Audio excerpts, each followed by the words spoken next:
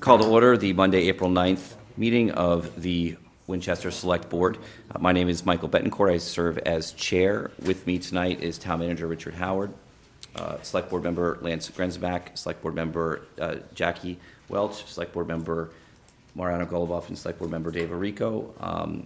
Thank you for coming. The first order of business for us is our reorganization. After any election, because we have new members, and welcome Jackie here tonight. Nice to see you there. It's an honor to be here. Thank you. Lots of fun to be had here, so we look forward to it. And part of that process, because we have new members, is to select a chair and vice chair moving forward. So we will start that process, and we also need to appoint the town manager, Richard Howard, to 2-year commitment, right? to move. Yes, we've also got anything he agrees to tonight will be also a 5-year extension to his contract. So, but we'll start the process. And do we need a vote for you to? No, I think Okay. it's enough to say the manager will sit in as overseeing the election process, right? Yeah. So what we typically say to you is that we take nominations for the seats that you typically appoint members to, which is chair and vice chair. We can take them one at a time, so we can take nominations for chairperson, the service of the new chair to begin the first meeting after town meeting's conclusion. I think you need to reaffirm through this town meeting. Yeah, we're not changing that. Yeah, no, but I think we need to reaffirm it because we're a new board, is my sense, of what went on in the past. Yeah, you So can, just revote Mike and Dave if that's the. okay. We could take nominations for the period from now until the conclusion of town meeting. Yeah, I would agree with Lance. And also a point of clarification, assuming that we're going to be doing the same 6-month cycle, so does that need to go into the nomination No, process too? I- Just say I'm nominating so-and-so for a 6-month, for a period to begin and then end. You can pick the day where it ends, yep. or 6 months from that. Or You to could- end at the conclusion of fall town conclusion of meeting. fall town meeting. Chairmanship. Yeah, To that's- begin at the first meeting after, or to begin at the. I think that's what we conclusion did of last spring time town as meeting well. and to- That's how the and vote at was the last time. conclusion of fall Fall town town meeting. meeting, 2018. Yeah. Yep, that would work. So we're back to the original suggestion to have a, So I would nominate Michael Betancourt to continue in his chair through the end of spring The town spring meeting, town meeting. 2018. 2018. Any other nominations for chairperson? Otherwise, we close the nominations, and we can take a vote. We should do it by roll call. Do you need a second?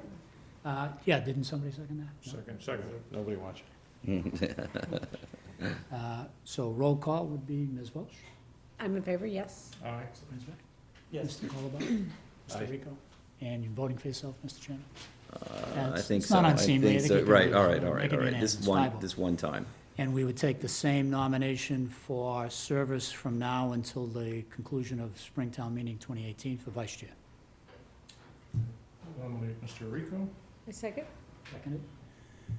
Any other nominations? Consider them to be closed. Take a roll call vote. Ms. Welch? Yes. Mr. Grinsback? Yes. Mr. Goluboff? Yes.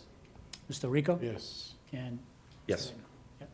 Okay. that is done, and now we'll open up nominations for the period of time to begin at the conclusion of Springtown Meeting 2018 and to terminate at the conclusion of Fall Town Meeting 2018 for chairman. I nominate Mariano Goluboff. Is there a second to that nomination? I'll second. Any other nominations? I would nominate Lance Grenzbach for chair for that period. And is there a second to that nomination? I'll second.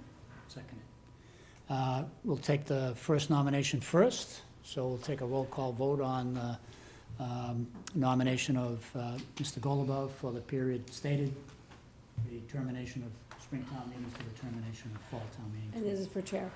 This is for chair. Ms. Welch. Mr. Goluboff's chairmanship for that period. And as much as I like Mario, I'm not in favor of that vote. Okay, so that's a nay. Nay. Aye. A nay. Yay. Motion fails, 3-2. On the nomination of Mr. Grensback for the same period of time, Springtown meeting 2018 to the conclusion of Fall Town meeting 2018. We'll call the roll on that. Ms. Welch? Yes. Mr. Grensback? Yes. Ms. Colabov? No. Mr. Rico? Aye. No. That passes 3-2. So at the conclusion of Springtown meeting, chairmanship will transfer to Mr. Grensback. We need nominations for vice chair for the same period of time. Nominate Mr. Golubov to be served as vice chair during that period. Second to that nomination? Second. Seconded. Any other nominations for that position for the same period? Seeing none, we'll close it, and we'll take a roll call vote on that nomination and vote. Ms. Welch? Yes. Mr. Grensback? Yes. Mr. Colabov? Yes. Mr. Rico? Yes. Mr. Bettencourt? Yes. Passes 5-0. Have you established some new positions for those periods of time noted in the votes? And you continue to be chair from now until the conclusion of Springtown meeting 2018. Sounds good. Thank you very much. We'll move next to any comments from the board members at this point. We'll start with Mr. Grensback. Very few. I did notice in our packet that John Stevens has resigned from the Council on Aging, and I think we owe him a public thanks for his long service. He's been very effective and has long enjoyed the work there, but I think he's working on other business now, and that's eating up his time, so he's resigning. But I think the board, and I think perhaps Deb will do so, is we send a letter and thank him for his service. Thank you. Ms. Welch? Just briefly, there are so many important things going on in the world and certainly our town as well. But one of the things that provides our town a lot of joy, just briefly, is certainly ice hockey. And I just wanted to note the seriousness and unfortunate tragedy that happened in Western Canada over the weekend. And there's so many hockey fans in Winchester, and in the midst of so many other, super serious, important things that are going on globally and in our country, I nevertheless wanted to note that and how sad that is. And I forgot the most important thing was both to welcome both of you back to the board, that you did not show good judgment and actually turned up and swore yourselves in. Oh, right, that's right. So, well, Thank you. we're very happy to have you, and thank you very much for serving again. Thank you. Mr. Olba? Yeah, I'd like to welcome Ms. Welch to the board. Welcome. Thank you. Thank you for serving for so long in capital planning, planning board. And now joining us here on this board. And we had a great election, and it's a good result. Thank you. Mr. Rico? Same thing, just welcome Jackie. Thank you. Very excited to have you on the board. Thank you.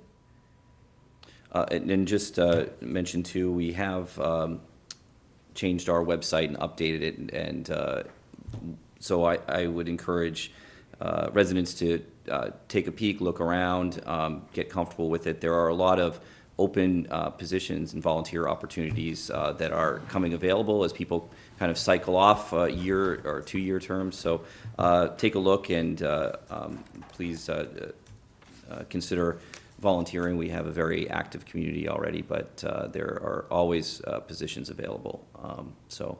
And there'll be, I don't think we have it in line yet, but there will be coming an update, a phone application Yeah, update, so, Yeah, but that will come online soon. yeah. I was gonna say, Mike pushed long and hard for that, so we know it should be coming up shortly, so. And there are openings as well for our traffic committee that we'll be discussing later as well. So many of the problems that we hear from residents are about the traffic and the problems in town with safety. And so we put together this committee to hear from residents and have them make decisions on what we're doing. And so we encourage people to apply for a couple, I think there's a couple open positions left. So, and that is posted to the website as well. So, Mr. Howard, did you want to?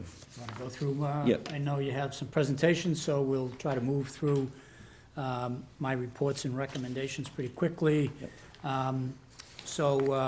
especially for Ms. Welsh. So this time of year, several positions end up coming due to be reappointed on an annual basis. So you see those in here, which are the town engineer, the town treasurer, town clerk, all of whom have been in those positions for all of my tenure as manager, but predated me as well. They serve the community very professionally, and it's always usually my annual recommendation to gladly reappoint them for another one-year term. So you have that information in your packet.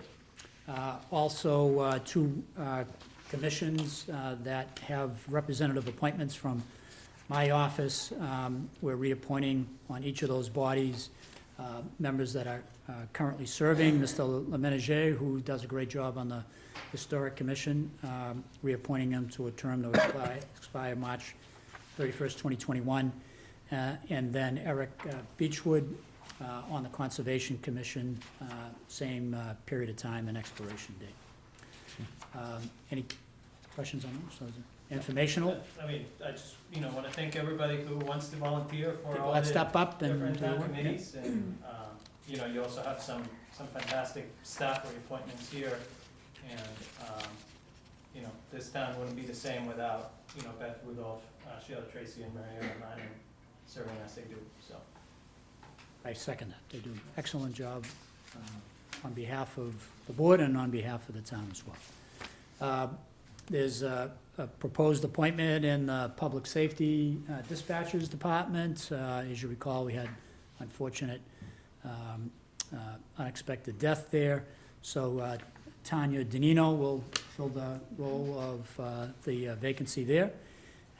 And that's after the chief has interviewed and found the person who makes his recommendation. So I'm recommending the appointment. We are not asking for a waiver of the 15-day veto period, so feel free to review the information and ask the chief any questions that you think are necessary, but I think it's a good recommendation, and I am putting it forward. And the last thing that I would report on is, as part of the election process last week, you also had the passing of the McCall Phase 2 debt exclusion ballot question. It passed by a very healthy margin, and I think that was due to some very good informational work that was done by Mr. Nixon in particular off of the school committee, but the EFPBC, this board, and other departments that tried to get, on a very short basis, as much information out to the public about what the impact of that debt exclusion meant and why it was necessary. So I would take from the validation of the vote that people got the information that they needed and supported the question and the amounts that it received its support. So we'll move forward with the engineering and architectural work to plan the bid specifications for Phase 2. And next week, on Monday, the 16th, the day of the holiday, we actually begin Phase 1 of McCall, which is the restoration of the 3 classrooms in the bottom area of the building that's been outlined by, again, Mr. Nixon as part of his presentation on the master plan in the EFPBC. So that'll begin next week and move right on through the early, the end of school year and the early summer months. The hope is that we'll have it done by July of 2018, and the classrooms will be ready for students come this September. And then simultaneously, we're doing the architectural and engineering work for Phase 2. So,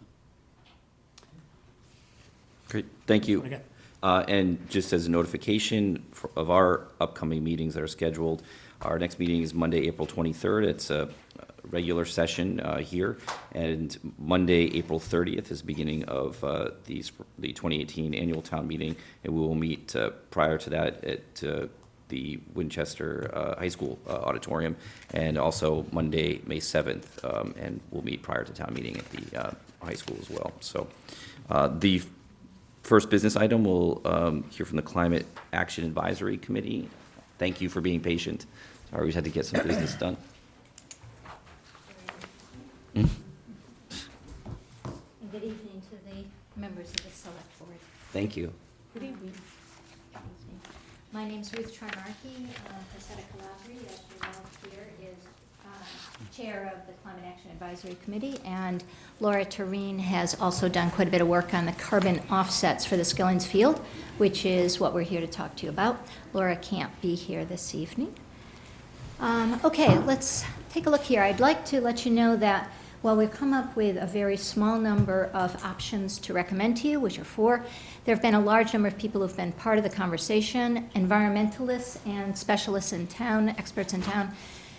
Michelle Bergstrom, Judith Evans, Jay Gale, Jorge Gonzalez, Dave Judelson, Pete Lawson, Nancy Lynn, Susan McPhee, Archie McIntyre, Fritzy Nace, Zeke Nims, Jim Shattuck, Carolyn Steritz, Susan Verticchio, and Elaine Vreeland. We want to thank all of them and just let you know that they've had anything from a brief conversation to more extensive inputs.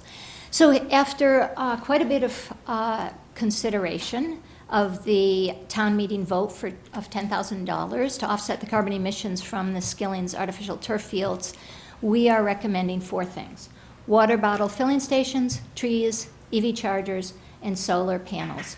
So what I'm going to do this evening is go through the benefits of each of those, and at the end there's a summary chart which we'll take a look at. Most of these will be qualitative benefits, and that is probably going to be the driver as much as quantitative benefits on the decision you'll make. Here's some things we looked at but we considered not feasible or desirable for Winchester at this time.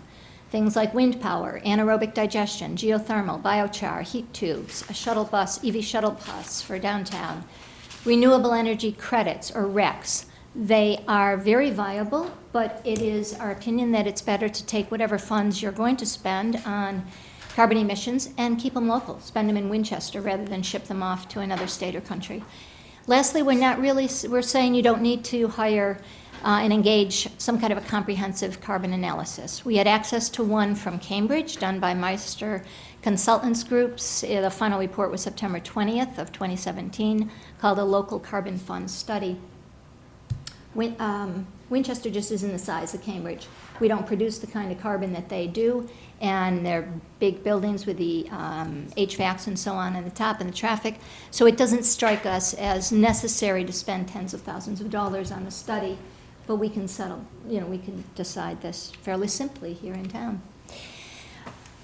We ask why are local options preferred over, it's very efficient to just buy a REC, ship it off to Texas or whatever, and you can completely offset the carbon emissions from any project, including Skillings. However, there's a lot of benefits to local options. First of all, we're defining local as Winchester, then the surrounding towns, then Massachusetts, and then New England. And we would like to keep things as local as possible in those concentric circles. Local options benefit our community directly. It's much better to contribute to an EV charging station here in Winchester than ship the money out to a windmill in Texas. It supports our local economy, our local jobs. It ensures verification and additionality. In the interest of an ongoing conversation on carbon offsets in town, we need to just have a common language, so we're going to pause on those 2 words here. Verification, straightforward. You can walk out if you plant a tree, you can see the tree's there, it's being maintained, it's being watered, and so on. That's not possible if you're putting a mangrove down in Florida or something. Additionality means additional actions above and beyond business as usual. So it becomes important. Winchester plants 100, 120 trees or so, DPW, every year, but those cannot be considered part of offsetting the carbon emissions from Skillings. It has to be above and beyond that, and there's an option for doing that with trees, a couple of options.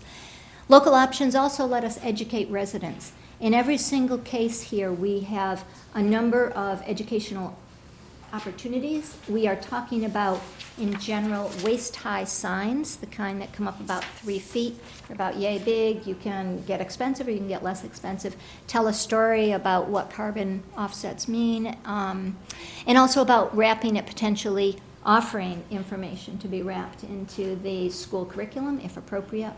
There are other opportunities for education, but those for each and every one of the 4 opportunities, that's what we're talking about. So let's turn our attention to how much carbon we actually have to offset. There's about 2 acres of artificial turf out there that generated between 55 and 73 tons of carbon dioxide. What we mean by that is that's when you go out to mine the materials needed, you transport those to some kind of a factory where the turf is created, transported to Winchester, installed, maintained, disposed of. So it's a complete life cycle.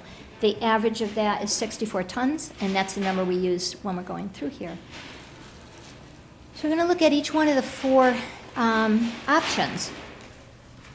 Water bottle filling stations are intended to get rid of these things here. These are single-use water bottles. They're marvelous and efficient, but they have a horrible impact on the environment. And let's take a look at the benefits of having the stations can either have a bubbler on one side and a water bottle filling station for a metal or hard plastic bottle on the other, or it could be just the one. And that, that depends how much money you want to spend.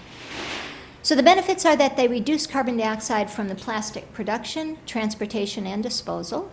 They decrease plastic pollution of the environment, both large scale, these are not very pretty blowing around town, but importantly microplastics. These break down and they form these little tiny particles, nanometer level. And they're in our oceans. There's recent evidence that they're in our fresh waters as well. So they're found in tissues of freshwater fish. They're what we're eating and what we're ingesting, and it's not healthy. Water bottle filling stations also offer K-12 and multi-generational educational opportunities, since we're talking about putting some in the schools and some in outdoor parks. The $10,000 is not going to buy all of these. We're giving you a menu of options that you can choose from. Water bottle filling stations also educate the public about the health and environmental benefits of tap water versus bottled water. Winchester has superb water. All of the tests always come through. We don't need to filter that.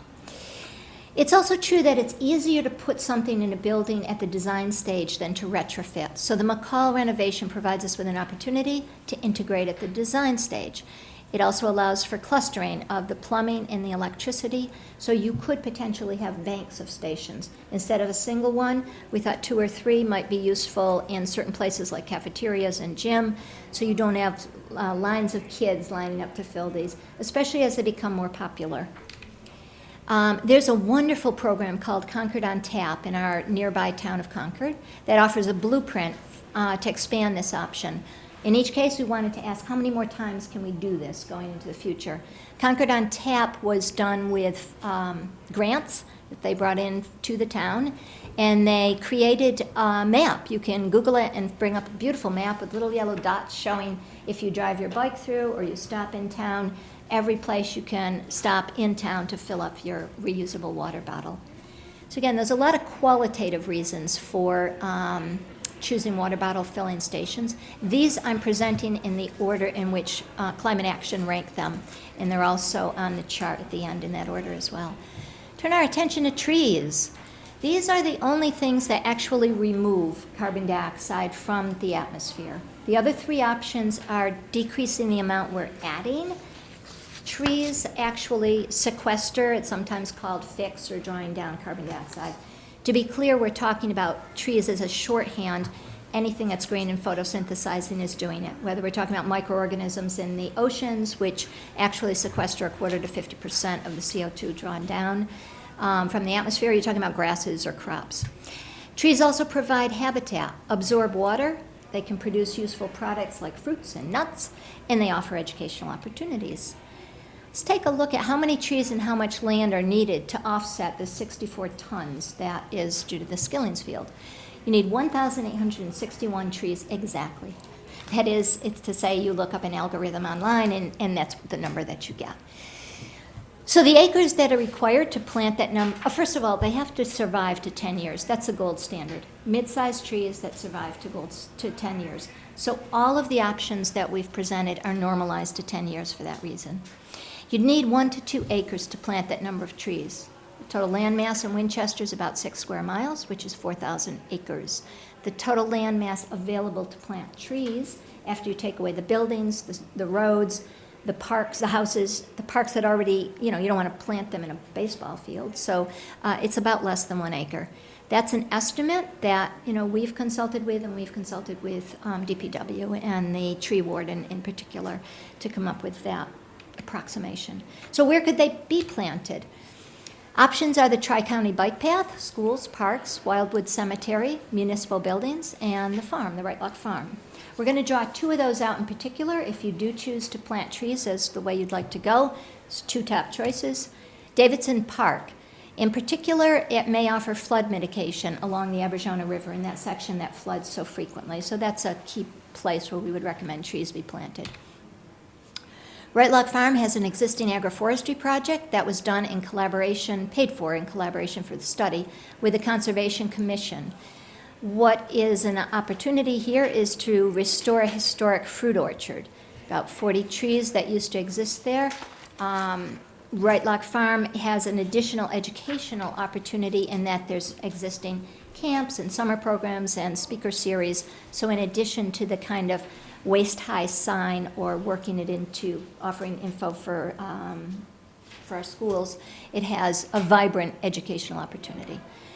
So Skilling's field emissions could be partially offset by planting additional trees. We estimate that somewhere less than 1,000 additional trees can be planted on public property in Winchester. And that's nooks and crannies, as we're mentioning, no one single acre. The DPW can plant and maintain about 20 additional trees per year above and beyond what they're already doing. Right Lock Farm could do 20 to 40, and it's a one-shot, and it's done, the orchard. So trees alone cannot meet Winchester's ongoing needs to offset carbon dioxide produced in town. However, wherever it's feasible, planting trees is a really good option, good thing to do. Let's turn our attention to EV charging stations. They reduce CO2 emissions by encouraging and facilitating the use of electric vehicles, support alternative energy, offer educational opportunities, and the high school renovation provides an opportunity for putting stations right on site at Skilling's, which is the source of the CO2 we are offsetting. There's something symbolic and satisfying about taking the Skilling's field and putting any of these options right next to it. It's purely symbolic, it's not functional, but you could put all 4 of these options right next to Skilling's. There are many sites where chargers could be installed over time. The downtown business area, library, parking lots of churches. I think it might be an interesting opportunity to talk about collaborating with private industries. You know, if the town paid for electric chargers and put them in a grocery store parking lot, and the grocery store said, yes, we're willing to pay for the electricity, someone parks there 30, 40 minutes, goes in and shops, and it's an enticement for using them. Let's look at solar panels. They reduce CO2 emissions. They support the renewable energy industry, offer educational opportunities. The high school renovation provides opportunities for putting panels on site. And we could also have solar-powered trash compactors. There's some in town. We can expand those at Skilling's. Here is the horrific little tiny print, but we have a handout for each one of you, which Chrisetta has. You did, but let's take a look at this one, only because I've spoken with 2 more people since I sent that to you. And thank you. So what we have on the left-hand side. Thank you. You good? One left over. Sure, thank you. Everyone has one? You don't. There you go. Is it an extra one? Yeah. Yeah, two. Maria. Didn't we have one in our package? It's You changed, did, yep. this is updated with information from 2 people I've Okay. spoken to since I sent that in. So I'm having one, thank you. On the left are the 5 options that we can consider. Going across the top is the cost, what you get for that cost. We've already been through the benefits, feasibility, and educational potential columns. And new in this column, in this chart for this evening, is the quantitative information, the tons of carbon that would be offset. So for water filling stations through solar panels, by definition, it's $10,000. That's what we agreed to spend. What you get for that with a water filling station is 3 to 4 stations. If you look at how much carbon that would offset, there's a wonderful, the water filling station that was just installed at McCall has a little ticker on it, and every time the students fill it a few times, it ticks up with a number of bottles such as this that have been saved.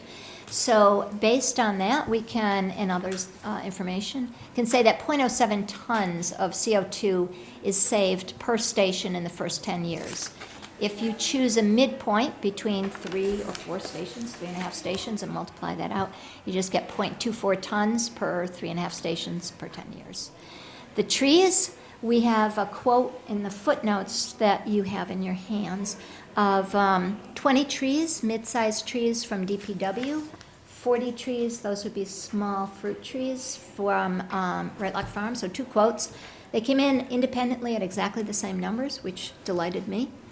Those would offset approximately a ton for 30 trees in the first 10 years. EV chargers, you get a half a charger to 5. By a half a charger, I mean you could choose to take the 10K and put it towards existing projects that are ongoing in town and add that money into it.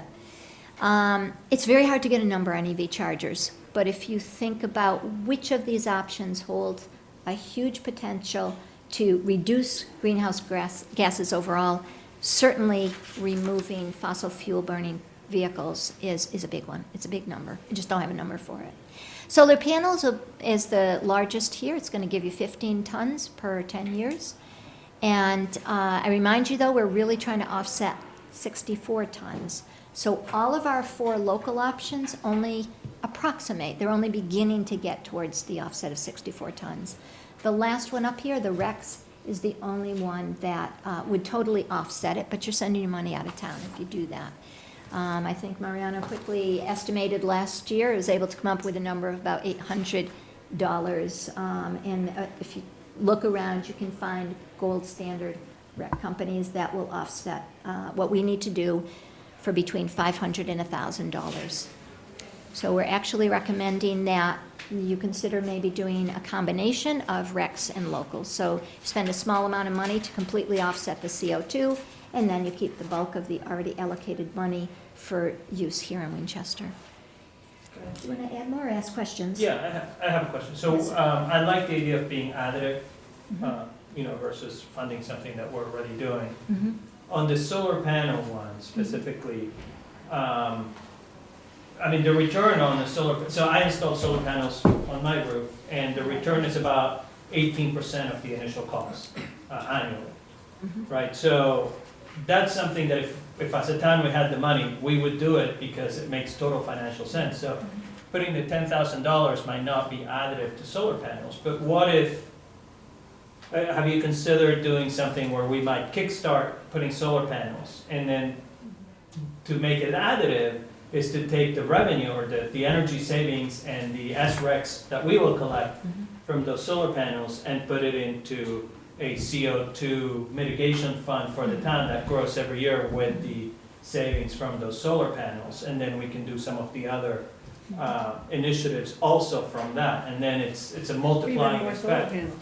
Or even more solar panels or SRECs or whatever else, and then it would be additive. And also, have you looked into modeling that?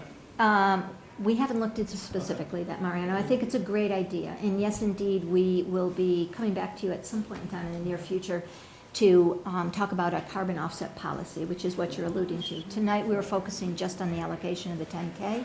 But yes, a fund going forward is exactly what needs to be talked about, and that would be a brilliant way of feeding into it. And I think to your point, Mariano, the town is looking to put an RFP out there for large-scale solar installations on municipal buildings, so it may be something that we can consider. I like your suggestions here because they are also educational as well for the community, and I think that that's important with what is really a small amount of money relative to the big picture.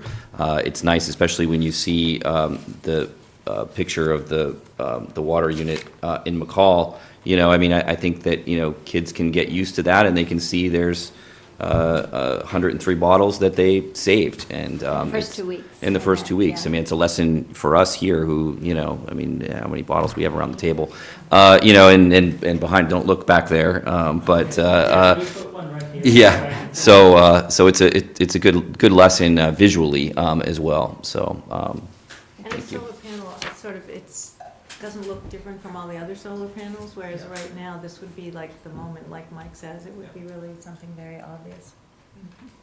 Can I ask 2 quick questions? Sure. Thank you for that presentation. It was so informative and so professionally done. It was really, really nice of you guys to spend all that time and dedication. But 2 quick ones. So can you have water filling stations that are outdoors? Yes. And that's why it would be multi-generational too.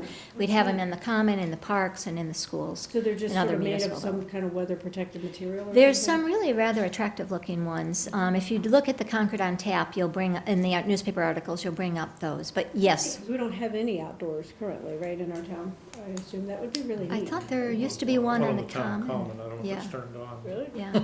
Frozen. And then, We're not recommending using that one right now, but It freezes in the winter, it's not very, Mhm. weather. oh, I see, it's tricky for New England maybe. And then the last one about solar panels, so the high school doesn't have solar panels, is that right? that's correct. Okay, and yeah, because it might be something that the board wants to look into for, as you were saying, any future, not just an RFP for solar panels on existing buildings, but any future construction that is kind of like town coordinated, such as an RFP for new construction that we would like to see solar panel installation on that project, potentially, or something like that, but it's a great There's some presentation. fun ideas for that, and I think Lance might have mentioned, oh, we could put them on the dugouts. And I thought, oh, that could be fun, and we also were thinking that if you put up, not for 10K, but for more, carports over the planned parking there, you're cooling the cars underneath, so they don't need as much air conditioning when you turn them on. But to put panels there that could run a scoreboard, electronic scoreboard, or could run the lights, right, the night lights, so it's kind of a nice roundness, a symbolic Or roundness the to it. EV charger. right? Or the EV charger. Right, I mean, Yeah. since it's a parking lot, we could also have an EV charger there at the. Yes, yeah. Any further questions? Any questions, board members? No, Thank you. nothing right now. Thank you very much, yeah, appreciate it. Yeah. At what point do we are going to be asked to make a decision on how to spend this 10? Well, I think you were, as a board, talking about dovetailing something with the completion of the synthetic fill project. Mhm. To So I- have an investment. Questions, do we need to know, I mean, if we, for example, we're doing solar panels with the field, do we have to make a decision yesterday? Well, the solar panels would be somewhat problematic. That would take, we are looking at a solar panel RFP. We've done that a couple of times, and we're revisiting that, rolling in the high school as a location potentially as well. But if the board were to take the recommendations, whether it's the trees, the first two, so trees and/or the water filling stations, you could find locations to be able to do that relatively quickly, I think, a combination of both. I do want to point out, as Ruth said, if you do that, so we were trying to cover, obviously, a lot of different goals. One of them is the 64 tons.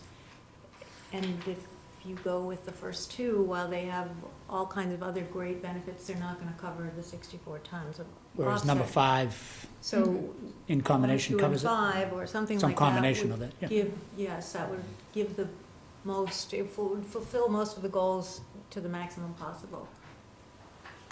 Well, like I said, short, I'm inclined to sort of follow Mariano's suggestion that the solar panels are something, given that this $10,000 comes out of our residents' tax bills, we get a benefit of the solar. I mean, you don't reach 64 tons very quickly, but you do make a considerable, dent on it over time. And if you were to recycle some of the money, both to reduce the cost of operating the town as well as perhaps in a fund that would, support others or could be invested to support other functions, I think that would be attractive. I'm teeing off your earlier slide, which said, local. This is local money, let's recycle it into something that benefits people broadly in both reducing our costs and moving it. I mean, the others strike me as interesting, but the carbon offset rates are pretty modest, as I think you're. It might be more visible than the solar panels. I feel like the solar panels are gonna happen anyway, as Jackie said, as Mariana said, and that could be part of the future, the carbon offset policy. It could be set up in a way that would do the return, whereas this would be a small amount of solar panel. It's not like it's gonna do you much. Whereas the visibility would be quite, I mean, it was a big deal, the conversation about the field, and What would be visible of these three other alternatives? Water stations. I think the first two, Yeah. every time we go to a town meeting at the high school, there's the water filling station, and you see the number of how many bottles have been saved. It's right next to the bathroom, it's very visible. And the trees, especially if we can plant a few trees at the end of the, at Ratlock Farm, but also at the end of Skilling's parking lot. Also because the neighbors there have been asking for it because of some screening from lights of cars going into the parking lot. I think that can help both, both birds with one stone. And it's more visible, we can have a sign there that, is educational. So a combination of these, I think.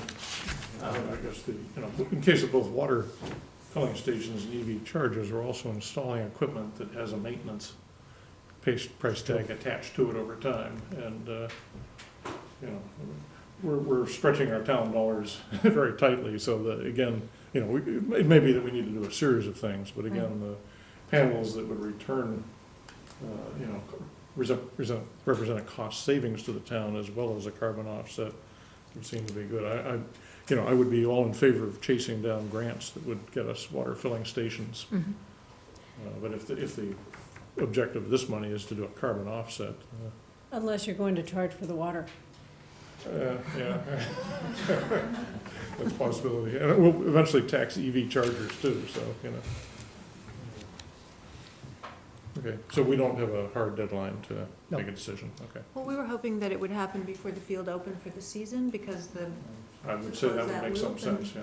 And we'll have to identify some locations if we're doing any installation as well. And I know we also talked about along, for these filling stations and some of the trees along the Tri-Community Bikeway as well, what would be an ideal location there, and just to create certain stop-off points for people coming through town and residents. And I just want to underscore the value of that education piece here that is so important to really leverage what we can do in the future. So I appreciate that that's been a component of some of your choices here. Is there something that you would like us to do to assist you with decision? I mean, whatever. I could think of something, Okay. because but through the chair, Sure. that with the water stations, if you were thinking that something's particularly visible because it's an outdoor field and there would be a lot of people obviously using it, whether or not it's feasible to have a water station outside, given some of the experience in the New England climate, or if you could shut it off in the winter, or if it's better to not have it outdoors, in which case there might be some consideration of something else that's more visible, like Mariano was saying, trees in certain locations, skillings. And nothing is sort of, it's kind of all of the above, but nevertheless, we'll have to decide. How Just many of figured which. out the outdoor issue, apparently.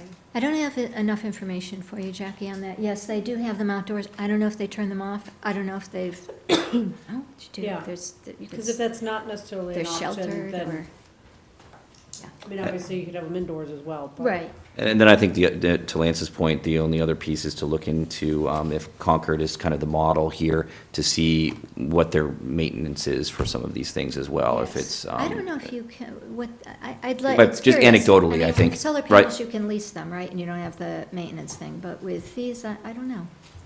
Sorry, don't have enough info. Yeah. Mr. Chair, can I ask you just clarification? So for $10,000, you'd get 3 to 4 of those water filling stations? Yes. The trees for 10 grand, you get 20 or 40 trees? Mhm. For the charger, what are you getting for 10? I have to. Probably don't get a whole charger, we would have to combine it with some other. That's a real small. I see a hand up in the back, Mr. Rexer. Just a quick question about what the water filling stations, I love how now it can be very visible, and plaques could be there. It would really, I think, be great to have at the fields. Is there a difference in cost really for the indoor ones versus the more rugged outdoor ones? Yes. And do we know maybe from Concord what those costs might be? I don't have That's that right. info yet, but you're right. Yeah, the outdoor ones are more rocky. But I think they could also be more visible Mhm. and would benefit the community in helping the educational component even more. Sure, and it's intergenerational when it's outside, which is nice. Yeah. Anything else you'd like? Was your question answered too? No, David? again, So- I just got the clarification on the charge Mhm. for the EV chargers, which is a lot. So we'll kind of continue to look at some of these options and at the same time work on the carbon offset policy with the town manager, I think. Yep, We we just- have a we good discussed doing month that. here to- Could I ask, so what would be, if you had the 10 grand to spread out, how would you do it? I'd buy a small number of racks, and then I'd put the rest of it towards the number one choice that we put up there, the water filling stations. And that was the consensus of the Climate Action Advisory Committee, for the most part? Well, the 1 and 2 were both highly prized. I, of course, am tree. I mean, I love the Yep. water filling stations for different reasons. And then the recs came in as we needed them to do the real offset, so. But yeah, I mean, by committee vote, that was kind of. A combination, yeah. Yeah, and there, to be totally fair there, we're talking about spitting distance between those four things. They're not, so it's not that those are the only four. That's why I had that first chart to show you all of the other things that we rejected.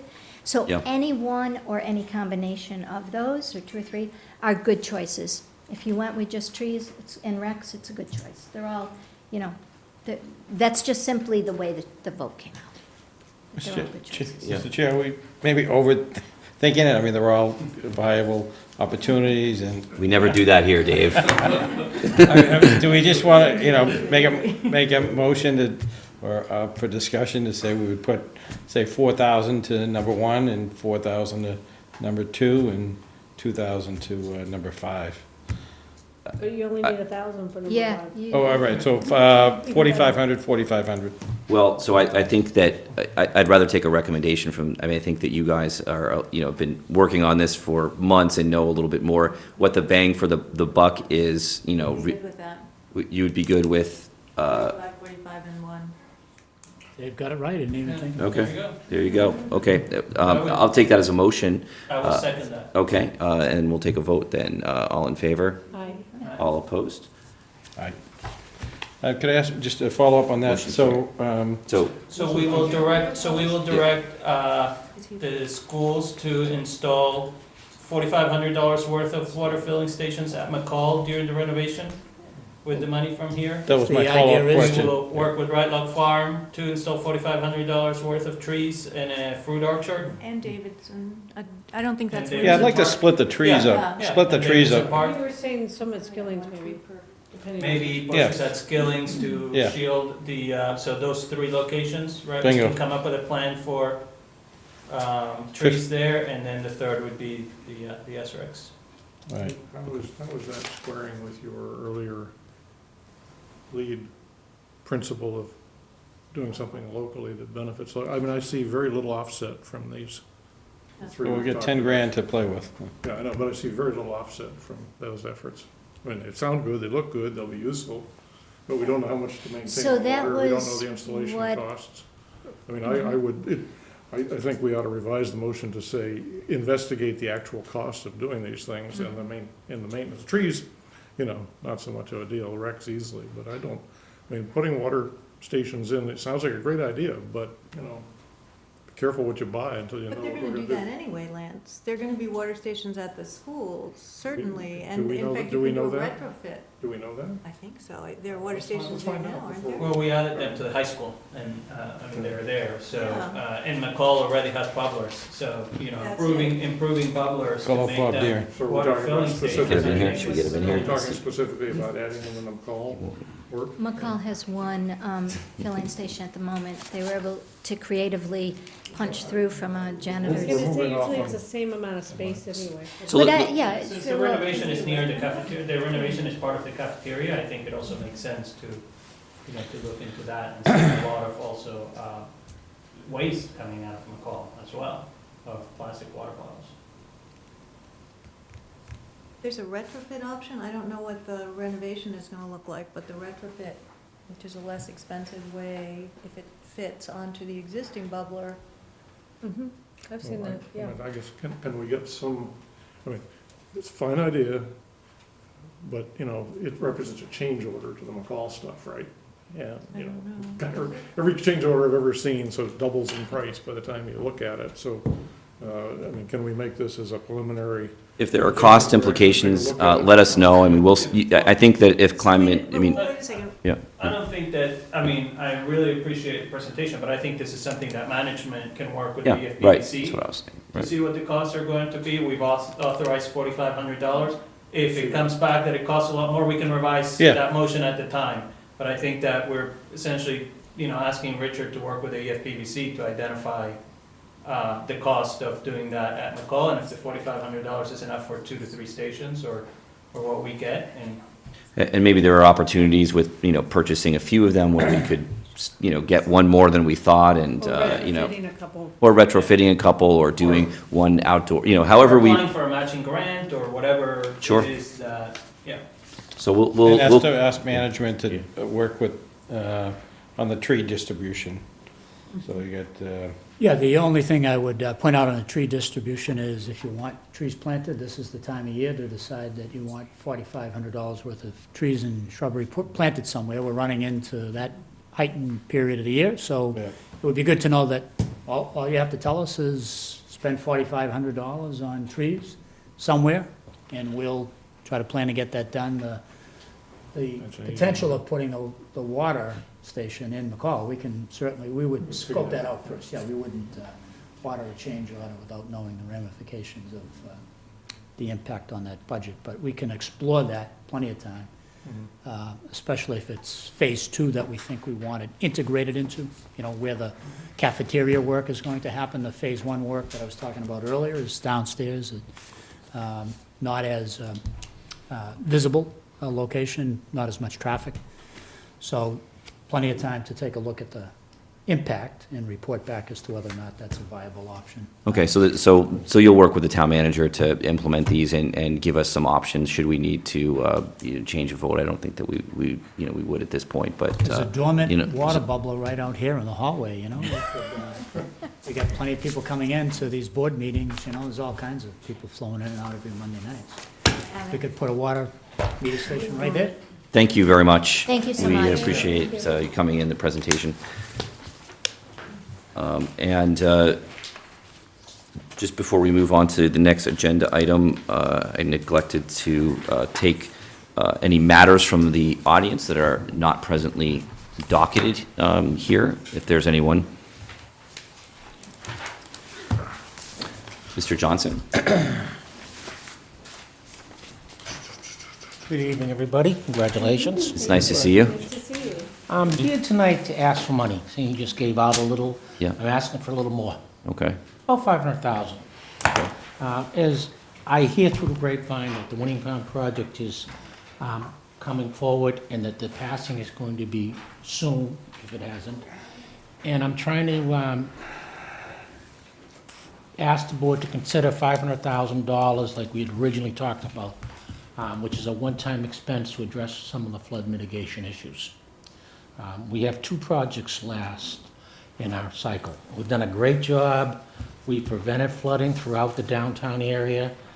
If you go back twice this year, you look in Woburn at the Four Corners where Four Corners flooded and Winchester didn't. But we're not done yet, ladies and gentlemen. What we need is to continue the project, because every time we do one more phase, there's less and less of people affected. But right now, we have 2 flooding projects that come somewhere in about the $4 million category. The last one to be done is the Morocco culvert, but the next one scheduled to be done, as you're all aware, is the Swan Street Bridge. About 4 years ago, maybe 3 years ago, our flooding projects were basically completed, and we've seen the completion of those projects, which was the culvert here, the sluice gate, and the field. The next project is the Swan Street project, which needs a culvert in the road. About 2 to 3 years ago, and Rich can help me out here, the capital committee, along with the Board of Select, town manager staff, and the town meeting supported the engineering project, the engineering on this project to get it going, in hopes of getting it, quote, to be a shovel-ready project. Anticipation of state funding of a bond bill of $2 to $3 million. Unfortunately, that money's not coming forward. It's time to move on with the flooding project. It takes a couple of years to do them. And I believe that if we can combine the flooding project with either projects you people may possibly bond in the future, foreseeable future, or go back to capital and work the capital stabilization fund with this $500,000, to do this flooding project is possible and is doable through bonding. So what I basically tonight, would like to ask for an agenda item in the next week or so that the quote, "old flood mitigation team" can sit down with the board can be refreshed on the importance of these projects and the cost effect. You've got 3 projects which I believe you're considering now. One is a drainage project on the west side of town, which has a cost per household of about $60,000. You're talking about the possibility of doing some field improvement throughout the town and funding them through a bonding process. You can also, at the same time, incorporate bonding or looking at the possibility of doing a Swan Street project. Swan Street project has a cost of about $20,000 per household of the people affected versus a $60,000 one for a drainage project. These are all very important projects and they all should be done. So I'm asking for your consideration to make this a docket item so we can have a long-term intelligent discussion on it with the possibility of maybe going forward either in the spring, which is a short, or in the fall, to request these projects to go to town meeting to possibly bond them. The capital project has supported these projects, however, they voted not to bond them because we can't do in the capital stabilization account. And there's just no money in the foreseeable future to get these projects done. So for those reasons and a bunch of other reasons, I would ask that this become an agenda item. We have a long discussion on it with staff, with the professional staff. Originally, the professional staff included 3 people. We had lost Wade, and now I believe there's only 2 people from the original flood mitigation committee around. And I think it's important, and I'm asking you time for that consideration. Thank you. And the $500,000. I'll take it. Thank you, Mr. Johnson, for bringing that to our attention. I think that the Capital Planning Committee has been looking at this one for a while. At this point, it is a shovel-ready project. Yep. It's the funding that we need to look at. So I think we're well aware that it's a priority for the town to get this project done, because we also are put a statement of interest in for Morocco as one of the schools to be built, and we're moving up the ladder getting these final 2 projects done, and we can't build Morocco until we get that one done. And also, this is So- a public safety, a public health, and a financial, it has a financial effect on the people who do get flooded.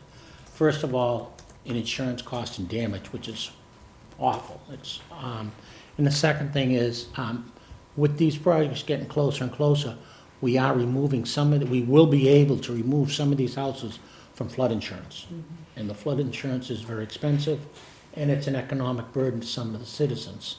So this is a way of trying to lessen the tax burden to citizens while we're going to be unfortunately increasing the taxes in the foreseeable future.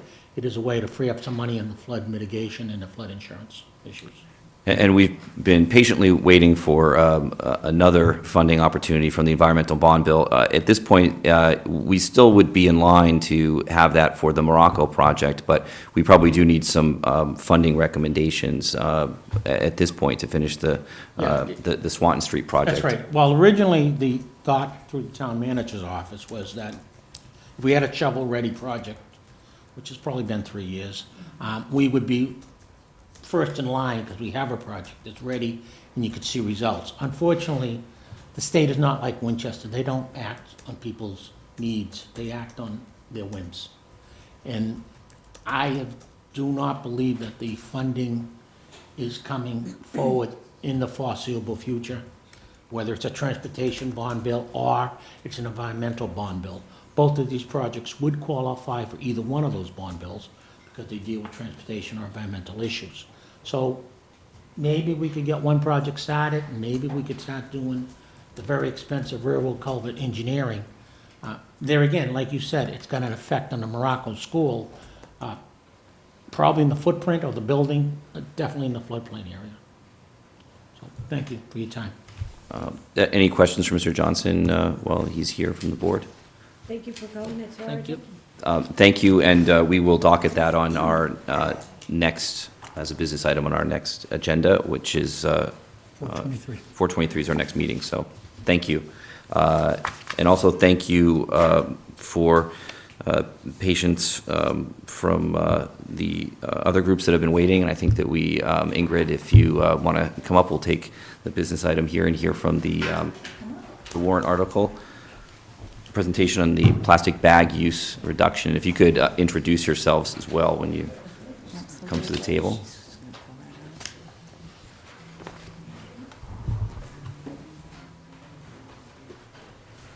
While we're setting this up, so we're part of the Shop Local Bring Your Own Bag group. My name is Ingrid Geis. Hi, I'm Carolyn Starrett. Thank you. Go down one? Or you can use the wheel. No, I'll do the keyboard, thanks. Thanks for letting us present, and kind of wanted to start off by acknowledging and thanking the Select Board and your predecessors for all of the great insights and leadership that you've shown, particularly with regard to the environmental arena. It's allowed our town to have several environmental awards, and we've had many achievements in this area. Here are just a few of what we've done over the many years. We've attained green community status. We were actually one of the first towns in the Commonwealth to do this, and it's allowed us to be the beneficiary of state grants to help us towards sustainability. We developed a climate action plan, which helps us to identify and help reduce the town's carbon emissions. We launched a community energy aggregation plan, which allows residents to opt for alternative energy in their electricity mix. And all of this has been possible because the Select Board adopted sometime back the energy and environmental policy. That was done back in October of 2009, which committed our town towards a path of increased sustainability. And so in this vein, we're here tonight to talk about plastic bag reduction and the article that's coming up for Springtown meeting. What's the problem with plastic bags? These are all taken from our town. We've got a lot more. We try our best to dispose of them properly. They're very aerodynamic, and so the problem is that they sometimes get away from us, and when they do, they litter our streets and they get caught in our trees. But most importantly, they get caught in our waterways. And if they're not immediately retrieved when they work their way into the waterway, they basically persist forever. And as Ruth Trimarchi was explaining earlier on, when plastic gets into water, it breaks down into microparticles that are irretrievable from the water systems. And none of us really know or can appreciate yet what the health impacts of that are for aquatic animals and for people. So as you know, the Mystic Lakes in Winchester feed into the Mystic River, which feeds into the Boston Harbor and to our ocean. And we've all read about the problems of plastic pollution in general in our oceans. You can see here all the towns that are in the Mystic River watershed. 60% of what you see up there, of those towns, have already passed plastic bag bylaws or in the process of doing so. Since the last time we spoke with you about this particular issue, there has been an important change, and that is that the town of Winchester no longer recycles plastic bags. And that's because many recycling providers no longer want to accept the bags because they jam up the rotaries and the recycling equipment. It gums everything up, the machinery needs to be shut down, it's very costly, and the bags need to be manually removed. So the providers have said no more bags, and that's why we no longer recycle them. So as a result of about the 7 million plastic bags that we consume every year, the town has to pay to dispose of those plastic bags. So it costs us money. They're a DPW nuisance. The DPW says all the time that they're flying out of the transfer station receptacles. They get caught in the fences and the nearby trees. It's an eyesore. And then every spring, there's a full-time DPW employee who goes around our town to pick up litter. Not all of the litter is plastic bags, of course, but a lot of it is plastic bags. Lastly, plastic bags are made of non-renewable resources. On average, we use them for a very, very short period of time, and then, as we dispose of them at the transfer station, and we think that there's really a better way to deal with this. The other thing that's changed, that's big since the last time we spoke to you about this issue, is the number of towns that are moving on this. 2 years ago, when we spoke with you, there were 15 Massachusetts towns and cities with plastic bag restrictions. There are now 65, and that number is growing every week. So of the 65, that represents over 2 million Massachusetts residents and thousands of businesses that are living and thriving every day with plastic bag restrictions. It's also interesting to note that of the 65 bylaws that have been passed, 90% of them include all stores, all businesses. We've spoken to other towns, and the message that we get back is that these businesses are able to make the transition away from plastic smoothly. As mentioned, many of our neighbors have already made the change. If you look at the map, those that are in yellow are the ones that have already passed bylaws. Winchester's there in green. You can see that Belmont is white, although Belmont has a plastic bag article that they're bringing before their Springtown meeting on the same night that we are, April 30th.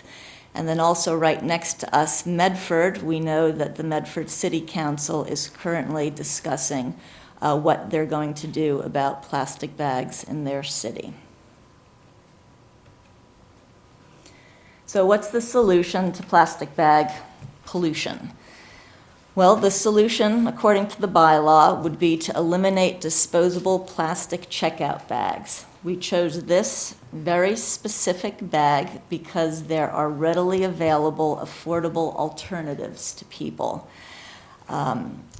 According to the bylaw, there would be a 6-month transition for businesses greater than 4,500 square feet. That's basically 2 businesses in town. And then a full-year transition for businesses that are less than 4,500 square feet. And the bylaw accommodates businesses that would need extra time to bring down their inventory should they have excessive inventory. The bylaw seeks to encourage consumers to use reusable bags. Businesses would be offering reusable and paper bags to make the transition. And we would like this to be more than just a regular plastic bag bylaw, the way other towns have them. We'd like to take the opportunity to do this and to promote local businesses at the same time, to work with businesses in town to have a shop local and bring your own bag campaign. Since we started this initiative, we talked to just over 90 businesses. Many of them already don't use plastic. A number of them used a combination of plastic and paper and said that they could make the switch. And also, the 3 biggest users of plastic bags in Winchester by July of this year will have already made the transition away from plastic in other towns. So that would be Stop and Shop, CVS, and D'Agostino's. And lastly, we've been identifying business leaders in town to work with us, should this pass, on creative implementation plans for businesses to find a way to encourage the use of reusable bags by consumers, to encourage the sale of reusable bags in businesses, and to come up with marketing strategies to get people downtown to shop at the local stores. In summary, we think that everyone wins when we reduce plastic bags and we move to reusable. Consumers have sturdy, affordable bags that will last for years. There's the potential for businesses and the town to save on some costs, and the environment benefits. So we're asking you tonight to please vote in favor of the plastic bag reduction article. And lastly, we have our team here, and I apologize in advance. We left one name out, Sylvie Durand Morris, but we've had a great team of people that have been working very hard on this. The other thing I guess I'd like to mention that's not in the slides is, unlike the last time, we do have the full support of the Board of Health, and we've been working very closely with Jen Murphy, our health director. We have the support of the DPW. We've been working with Richard on figuring out details of this, and we're in the process now of reaching out to town meeting members as well as to businesses in town. Thank you very much. It's an excellent presentation. I don't know if there are questions from the board at this point on the proposed bylaw. Yes. So thank you so much again, and your presentation is very professional, and you guys spent so much time on it. So I think it's safe to say that everyone in this room is probably very appreciative and values the environment. So I don't think there's any issue with that whatsoever. Just a few questions about the way the law is written. Yep. So, and I know we don't have all night, and I promise this will be just a tiny question that I've just sort of kind of selected. But so in the definition of disposable plastic checkout bag, it includes biodegradable plastic bag. I was just wondering if you could comment on that. If you don't mind. I That we assume don't this- want to have the I biodegradable. assume this is templated from another town. It is. It's, we've sort of looked at all of the other bylaws that are out there, and so we've tried to take what we think is the best language from them. And in addition, there is a state bill pending, and so we've also tried to model the language a bit on that in the event that that passes, and, that's an unknown, that we would sort of be in line with that. The reason to not, to exclude the biodegradable is that apparently those types of bags require their own special type of industrial composting facilities. If you put them in a regular compost, it's been found that they do not degrade at the same rate that everything else in the compost does. So it would require a special facility. So we think it's just sort of best to not go there, because that brings up a whole other issue, set of issues. Oh, but I mean, isn't that, I guess I'm just kind of ignorant about that. I heard everything you just said, but I guess it just. So it's trying to eliminate the disposable plastic bags less than 4 mils and would include the biodegradable. So we don't want to sort of go that route. I mean, I can see how it's written, and I understood everything you Okay, just said. okay. But I know that there's new technology, like all the time, about biodegradability, because everybody's looking at that. I mean, so many different, both on the private sector and the public sector, looking at biodegradability of plastic. So I was just kind of curious why this would categorically exclude that, even though the technology is presumably changing constantly. So whatever you just thoughtfully commented on, that may be totally different 5 months from now. In other words, there may be a degradability that actually is comparable. But in any event, maybe it's That could be. definitional. That could Maybe be. it's definitional, what, and that isn't defined in here. So that was one of the things that sort There of are jumped other out. bylaws that have left that out, I think because those who didn't have run into issues with it. But you're right, it's a very quick changing area, and in a year from now, there could be something that's more acceptable. We don't know.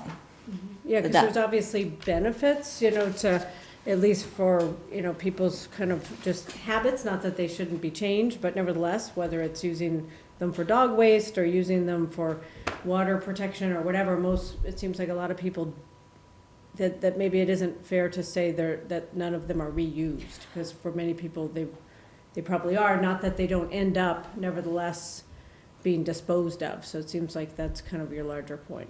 Right, and the other important thing to remember is that the plastic bags that are being referenced in the bylaw are specifically checkout bags. I know, So there's it's a whole, interesting there's that a whole that's host sliced of out, bags yeah. that don't, so produce bags, newspaper bags,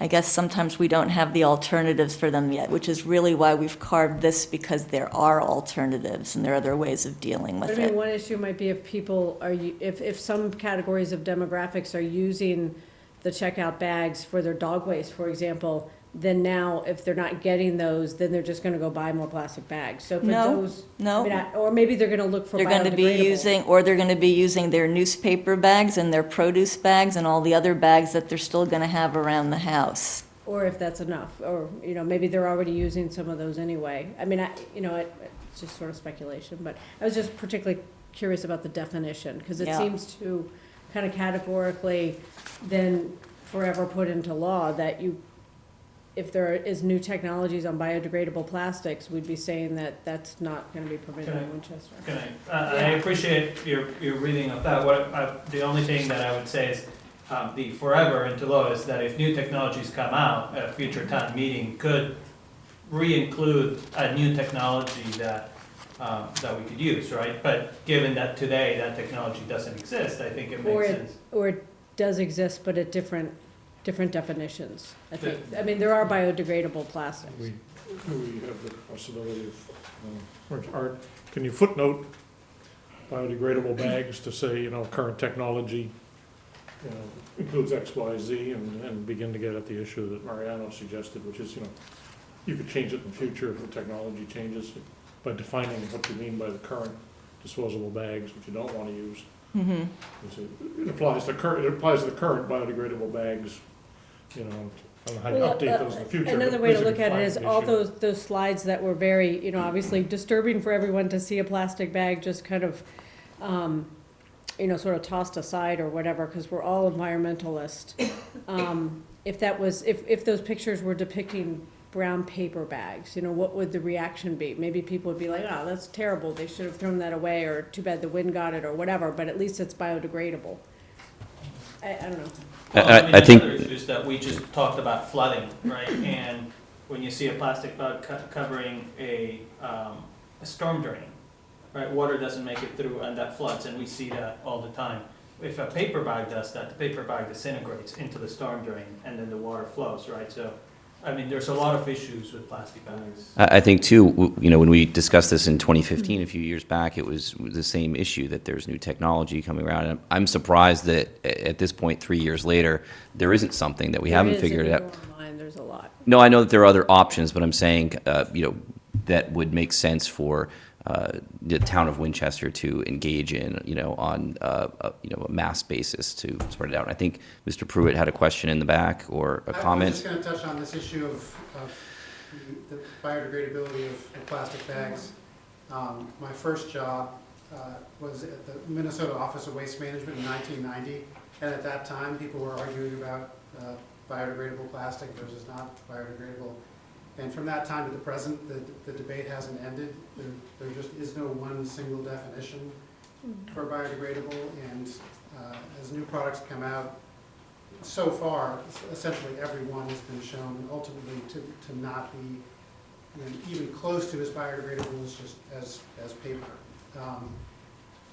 So I would just echo the concept that if some, you know, environmentally friendly, you know, plastic type bag were to come out in the future and meet all the purpose, the town could simply modify the bylaw and adopt the new technology. I think part of the goal is just changing a habit of, you know, creating a bag for every situation, and, you know, and to bring your own bag and to make an effort to do that. I mean, I think that probably at some point there's going to be some great biodegradable bag, but do we need to have a bag for every situation when we're, as a consumer at a store? I mean, I see most people now around town carrying their bags at the grocery store, in and out of Stop and Shop and Whole Foods. In fact, when this came up in 2015, Stop and Shop anticipated this passing, and they put in their own program. So I think it's very, you know, it would be a very easy habit to change, I think, for a lot of people, and it has been in the communities around us. So Stop and Shop is used to doing it Yep. in all the communities that have, you Right. know, I mean, this is not something that puts Winchester out on a limb outside the norm of other communities, right? We're following here. There's whole states and whole countries that have done this with no negative effects. So I really appreciate all the work that you've done to put this together. Mr. Grinsback.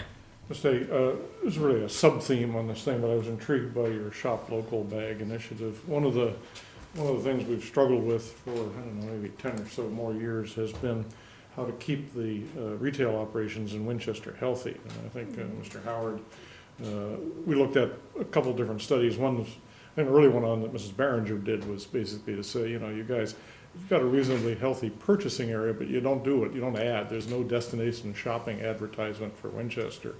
And one of the side benefits to the local community might be to use these bags as a renewable advertisement to make people aware of what's, available in Winchester. And I mean, this is a pretty sub-theme on the thing, but we've Yeah. knocked our heads against how to get the business community to do coordinated, business recruiting, business retention, and particularly marketing. Right.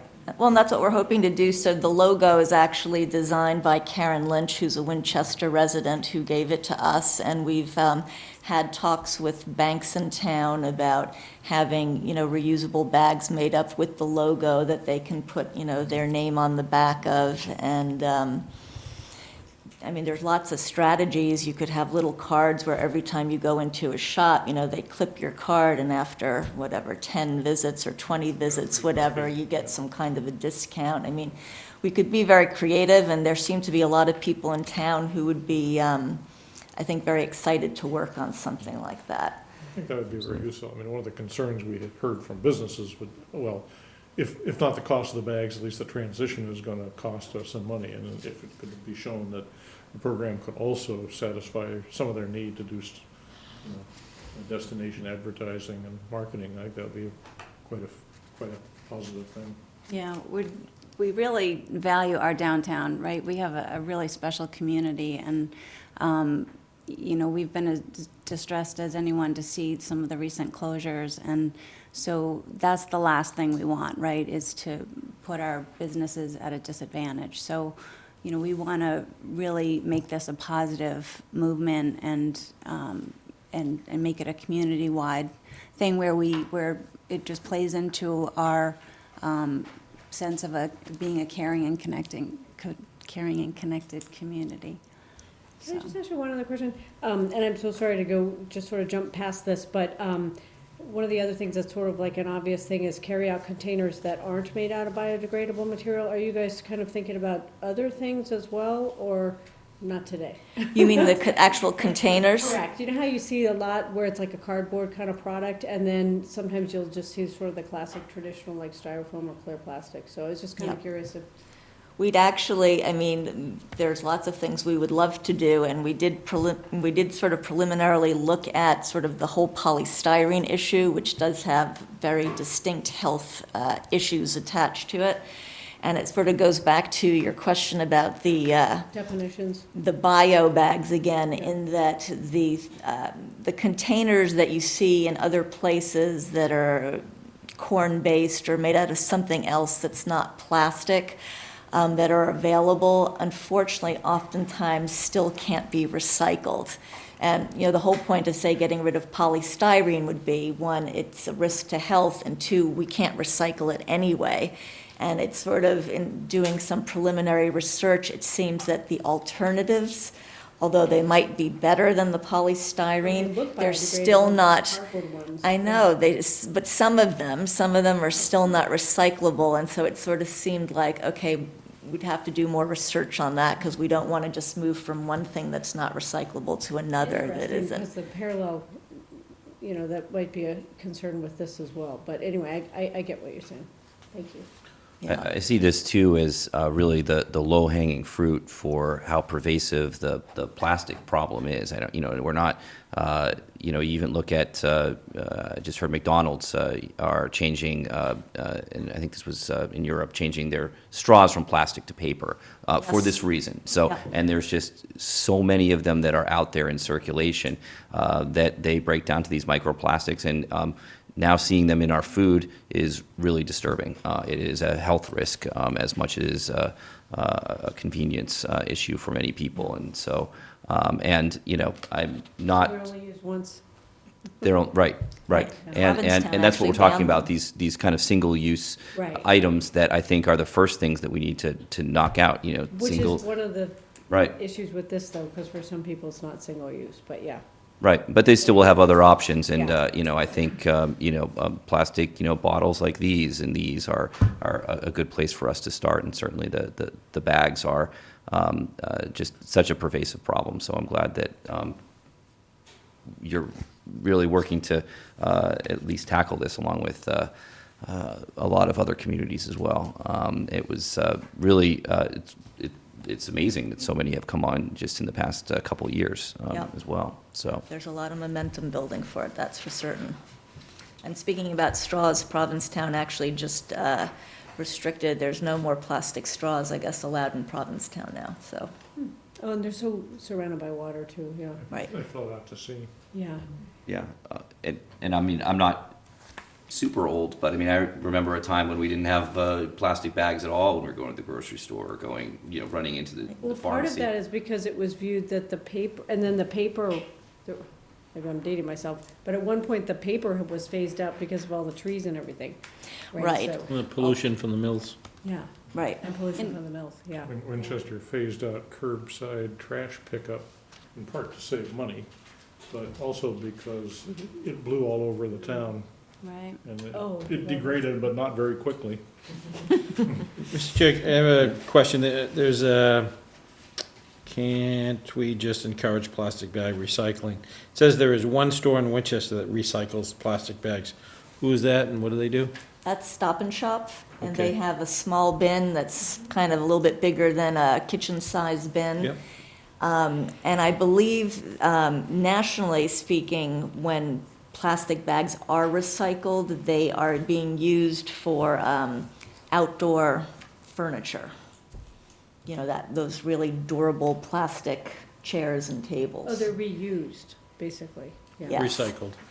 I don't know if that's in particular what Stop and Shop, the Stop and Shop bags that are collected, what, It does that they take go a there. crazy amount of those bags, right, though? I mean, we're talking a lot of, to be effectively recycled and shipping around and doing all that. I mean, it creates a network of plastic that is Yeah. really not sustainable. I mean, and I think also, a lot of those times where stores, and I think even when we were collecting them, I think honestly, they end up just being incinerated as well. I don't think that they are Yeah. recycled into something that's productive, So I so. thought the number was only 3 to 5% of bags that actually make it back to those bins, right? The ones that go out, so. The national Even- recycling rate for plastic bags is between 5 and 12%, yeah. Okay. But the economics of recycling plastic that these bags are made out of is not very compelling, put it that way.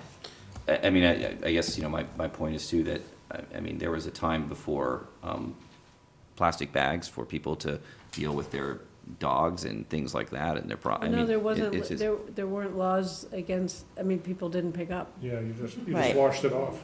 Right, right. or not. I So- mean, they didn't, Yeah. But if you shop at, Trader Joe's or Whole Foods, the exciting thing is that you see a lot of people bringing their own bags, and, we'd just like to see that extended to bringing your bags to our local stores as wait, well.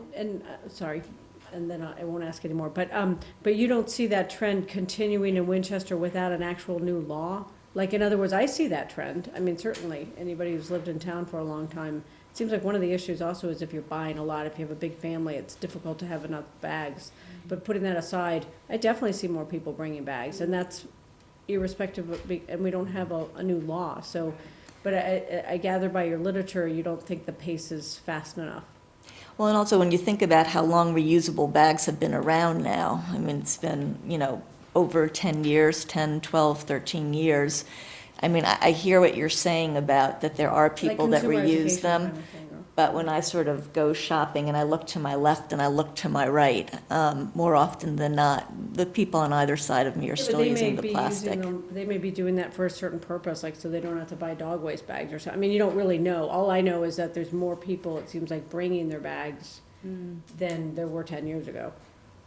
But I gather your view is that that pace should be accelerated by a law as opposed to consumer education.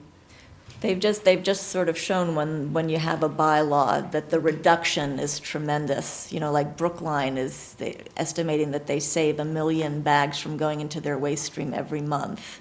You Right, but don't that's- get those numbers through voluntary actions. Right, although you don't know if they're buying other plastic bags for some other reason that they needed them for. I mean, you don't know that from those statistics, but I understand your point. Right. And the other thing is that, it becomes a mindset, which is why we think it's so important for all stores to participate in this, because, you start using reusable bags, and then you sort of think about where else you can, stop using disposables of whatever kind. But you don't see businesses moving in that direction at a fast enough pace, based on your literature, on their own, market forces. You believe that it has to be like a law. Yes. Communities have tried the education route, and it just doesn't. Well, But I certainly, mean, like but Whole Foods would be a counterexample to that. I mean, they've made a business decision. most of the other major supermarkets have not. You watch, it's very much of a patchwork. It's still cheaper for them to use the disposable plastics. And so they'll hand them out willy-nilly in Winchester, but, 2 towns away, they've shifted, and they won't shift until they see a Right. I mean, I think the perfect strong example. incentive for sure. Did we vote on this in 15? Town meeting voted on it, Right. Yeah. yes. Now that It The board also. defeated it. Yeah, Right. yeah, it was fairly close, though, I think, the vote at that point, and we were Spirited- on the front end of. Spirited debate. Yeah, we were on the front end of that as well. I think at that point, there was only a handful of other communities, so I think that we worked out quite a few kinks. And I think you see businesses that have, that are here in Winchester, and also have businesses in other surrounding towns that have passed bylaws. They're still in business, and I think that I think people have gotten used to the idea that this has happened, and it's not, it's not so much of an impact on their life as they thought it would be. It's a little scary once you're pulling something away from someone, but half these communities that you've listed here, I didn't even realize, and I shop there. It's just not something that I've even been cognizant of. I mean, one of the think other it's- trends, though, if you look at all the statistics, and I'm not trying to pretend like any kind of an expert, because I'm absolutely not, but it's just the increase in online sales, and including food. So it's sort of like an interesting other piece of this, that I think there is an increasing trend of people buying their groceries online. And maybe not fresh fruit and produce, and of course, we hope they go to the farmer's market in Winchester. But putting that aside, so it's sort of interesting how this kind of impacts that, because of course, that's all kinds of packaging, even if it is biodegradable. And then it's also fuel to have each individual package come. So that's another thing that sort of occurred to me, that you don't want to disincentivize people to have large purchases, outside of a store, because they can't bring enough bags in or something like that. But I think that is the trend anyway, whether we like it or not. Right. We're just not ready to fight Amazon today. Yeah. Mr. Chair, would I just throw in, again, just personally speaking, I'm inclined not to support something that is telling people what to do. If there was something that was more of a choice, again, I think people make their own decisions as to how to be environmentally conscious, again, just speaking personally. So if there was a way to increase our abilities for recycling, like Stop and Shop does, or give people a choice, paper bags or plastic bags, or, again, I think my personal opinion is that the majority of citizens would want to keep this, so maybe we bring it to a townwide vote. So just a point of information you may already know this. You're not necessarily voting support, non-support for this particular Expressing an article opinion. tonight. You're just getting the Right. information on it. Later on in your agenda, you have the warrant to be voted, so this will go out as a warrant item. You'll be taking up your support, non-support for warrant articles and motions, mostly in your 4:23 and 4:30 meetings. So you're not necessarily, you can, depending upon what motion gets made here right now, but it's not even a warrant item. You haven't even voted the warrant yet, so you're more or less getting kind of a primer on where Ingrid and committee has taken the effort. You don't necessarily have to vote support, non-support of this tonight. You can just take it in. You probably don't have to plan on having them back for your April 23rd meeting or April 30th meeting, as you typically do when you want to know more about an article. So Well, I think we've got- now you know it. We've got a what's busy being proposed. Springtown meeting coming up, and I would rather, take a vote tonight while we, have you here. I think I think we have to do the warrant first, then, right? okay, do we? If we have to have a warrant, and then. Probably then we better have to- process to have one in front of the other, and then Okay. you can always bring the topic back and vote it if that's what the intention of the chair is, but Okay. I think it'd be better to actually vote your warrant, then you know the article's actually in there. Yeah, I mean, I think we can vote the warrant, but I also agree that we've discussed this enough Yeah, tonight. that's, I was just calling it to your attention. That we can come back to it and vote it tonight rather than, because we are going to have very busy meetings in the next 2 meetings rather than spending a lot of time back on the same topic. Just, But yeah, just- but just voting the pointing it warrant out, first, yeah. just so that it's there and then we come back to this. Yeah, we have the proponents here, so I mean, No, if we have just- other yeah, yeah. questions, or I'd rather Absolutely. not vote it when they're not here, under the cover of darkness. But we, I'd like one last comment on Yep. the question of, is this something we should encourage people individually to do or not? I think you have, in this particular case, and a lot of others, you have a commons problem in economics, where the individual benefits and the costs and benefits for the individual or the individual company are not very large. And they don't see the downstream effects of this sort of thing. The same sort of issue comes up with pollution and air pollution and vehicle emissions, and in the end, the market can't deal with that terribly well. You can subsidize people to switch or other things, but that's pretty expensive in the long term. So some of these things are basically projects that you have to do either by common consensus, or you don't do them at all, because they won't individually, people don't come to a conclusion that it's to my benefit to not use plastic bags because of the downstream effects. They just don't see them. and they're not Because seeing the, agreement. the plastic bags appear to be cheap, and they are to a business owner, but it's only because the costs are externalized, to our environment and our health. and not to belabor Dave's point, but this is really a restriction on the merchant, not on a person. A person can bring in their own plastic bags and Sure, fill their own groceries absolutely. in plastic bags Yeah. if that's what they want Yeah. to do. And This then just restricts the merchant from providing it as a carryout. providing the plastic bag, yeah. So, Dave, you can bring your own. Just like. My dog would appreciate it. I'll appreciate it as I walk The my dog. restriction is, that's all, I was just trying to get I'll to be the calling fact. people up for, The restriction is on the bring a merchant, plastic bag to not on the customer. Loring Ave, please. those are the ones that we should require to be biodegradable. I mean, do we need those Many are. existing Many forever? Yeah. Well, this is gonna be a culture when they dig it up 2,000 years from now. I was gonna tell people that they worship dogs because they preserve Encased in plastic. Dave, I got a deal for you. I save all of these bread wrappers. My cats don't use them all, so go to you. Thank you very much. We're going to move on to Okay, the, thank you very the much. town meeting warrant, so we can Thank you for then take a vote on answering this. all the Oh, apologies. So then we will move to our discussion of the warrant. So you have the information in your packet. I would call attention to a couple of articles in particular that will need a little bit of reworking that Art Krieger and I have talked about, and those are specifically 10, 11, and 12. Those are the real estate articles that we've put forward for your consideration on parcels of land that are on Highland Avenue and on Waterfield Road and on Main Street respectively. So Art, in pointing out in particular on 10, there's probably some rewording that has to go into subparagraph A of that. And, again, there's a little bit more intricate of the three articles because what the board will be potentially explaining to town meeting is that there could actually be land swap or land acquisition and land disposition, because we're talking about town-owned land at 22 and the potential adjoining land that you have under consideration that is part of the 40B proposal there. So I think Art has some wordsmithing that he would want to be able to do to put that in the right shape. And then, as it applies to 11 and 12, I think Art, are those pretty straightforward in the condition that they're in, so. Yeah.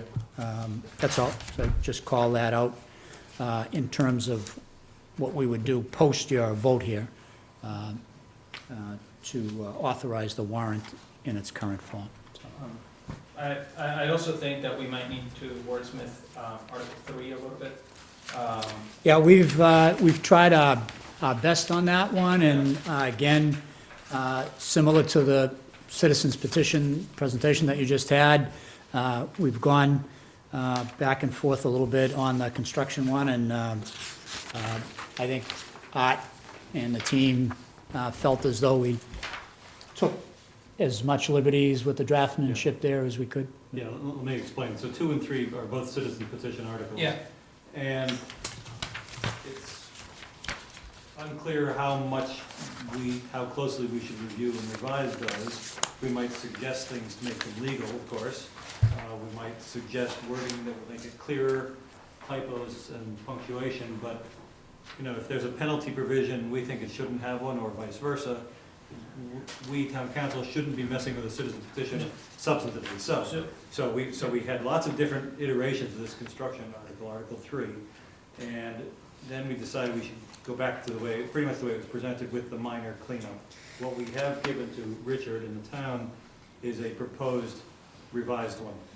That could be the subject of a substitute motion at town meeting floor, but we felt we really shouldn't mess with the one that the signatories signed on to too much. Okay, that's fine. My issue is with the construction, with the days. There's no clarification on state and federal holidays, which ones they are. There's also no exception to be able to do construction on Sundays. If the construction company takes Saturday off, which state law has that exemption for businesses, that they can work on Sunday if they don't work on Saturday, if they observe the day off from Friday evening to Saturday evening. So I think, I mean, yeah, there are all kinds of issues like that that are embedded in this draft of the bylaw, and in the end, I think we would recommend to you to not vote support in its current form, but if you're all have been there at town meetings where bylaws have been, Dave did the marathon solicitation bylaw effort, it took 3 times, before town meeting actually accepted it in the final format. So I would suggest that something like this, if the petitioners want to put it forward in its current form, is probably, and I think this is just Art, in my I do opinion, think that if there are there- too many amendments Yeah. to try to do on the floor of town meeting. If- You'd have to refer it out and do some work on it, bring it back at a later date. If there are substantive deficiencies here, I think that we should avail the proponents to them, to a certain degree, and let them know that, we don't want this passing at town meeting and say, oh, sorry, this is actually not gonna, work out. I think that we at least owe it to the residents and the proponents of this, and we should encourage these citizen petitions, and we should use our staff to support them as much as possible. I get that there's, There's a more lot than, of, yeah. there's more than the usual here, but I think Yeah. that it's, for the past couple of years, we started to see some of these citizen petitions come through, and I think it's a good thing. Here's the, Yep. I'm not trying to make point counterpoint, I got you. but here would be management's point in response. This is not an initiative that you, as a body, brought forward to us Right. and told us to wordsmith in a way that you would want it presented to town meeting. Because this is, But did this group we don't come even before know the whether or select not you board? support this in general, right? The concept. But on this one, Mr. Howard, did this citizen petition, did these proponents come before the select board No, and ask not for yet. support? No. Mr. Chair, did Jackie put your planning board hat on? Did they come to you, the No, planning board? Not while I was chaired, not prior to the election, Right. no. Just, if I could, a little dialogue. Did the planning board ever think about or discuss about hours of operation? No, because it sounds like is it more of a noise issue? or It's a is it- bylaw, which would But it's part of require, the general town bylaws, it's Yeah. not necessarily. It's not gonna- Right, necessarily so a it's not zoning bylaw. zoning, yeah. Right.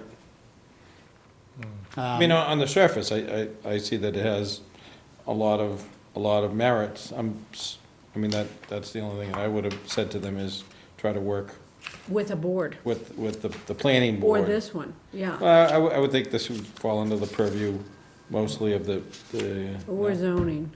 for construction. It's still zone, yeah. You raised your hand? subcommittee on construction. Well, again, I think it has a lot of merits. Yeah, that's why I was So, just kind of you know, surprised it didn't come up here. we said to the proponent, this this is a worthy thing. Why don't we try to work together to make it so it does pass? Yeah, I mean, I Get agree the that it's support. good to set the guidelines of the hours. We started with some of the modifications, The given noise those. very early. Frank, I thought there was, Um, I thought there was Yeah. something in our I'd bylaws. just like it to be closer to state law, that's it, as far as the, Yeah. you Yeah. know, an exemption. You know, They're also- The rewrite that we did, Yeah, so again, rather than rewrite what you're looking at, Yeah. we did a separate rewrite that comports with state law, that refers to the exemption by the police department, not the building department, which is state law. It clarifies the Sunday holiday issue. It talks about, with an exemption for working on your own property, not for Mhm. compensation. yeah. Right, I mean, as Richard said, there are a number of things that we would do differently here. Right. Uh, So that would So be did you something do a- that did you you would do a sponsor if you rewrite? told Yes, us we have to given the Yeah. county. go right up a by, like we Yeah. did on the initial noise bylaw, and as we did in the solicitation bylaw, we put the initial draftsmanship Yeah. effort into that. And did we, can we reach out? I mean, I'll, Yeah, we've reached out a little bit, there's been some pushback. There's been- there's been They- pushback? They, Oh, yeah? yeah. on the yeah, wordsmithing? On some of it, yeah. Hmm.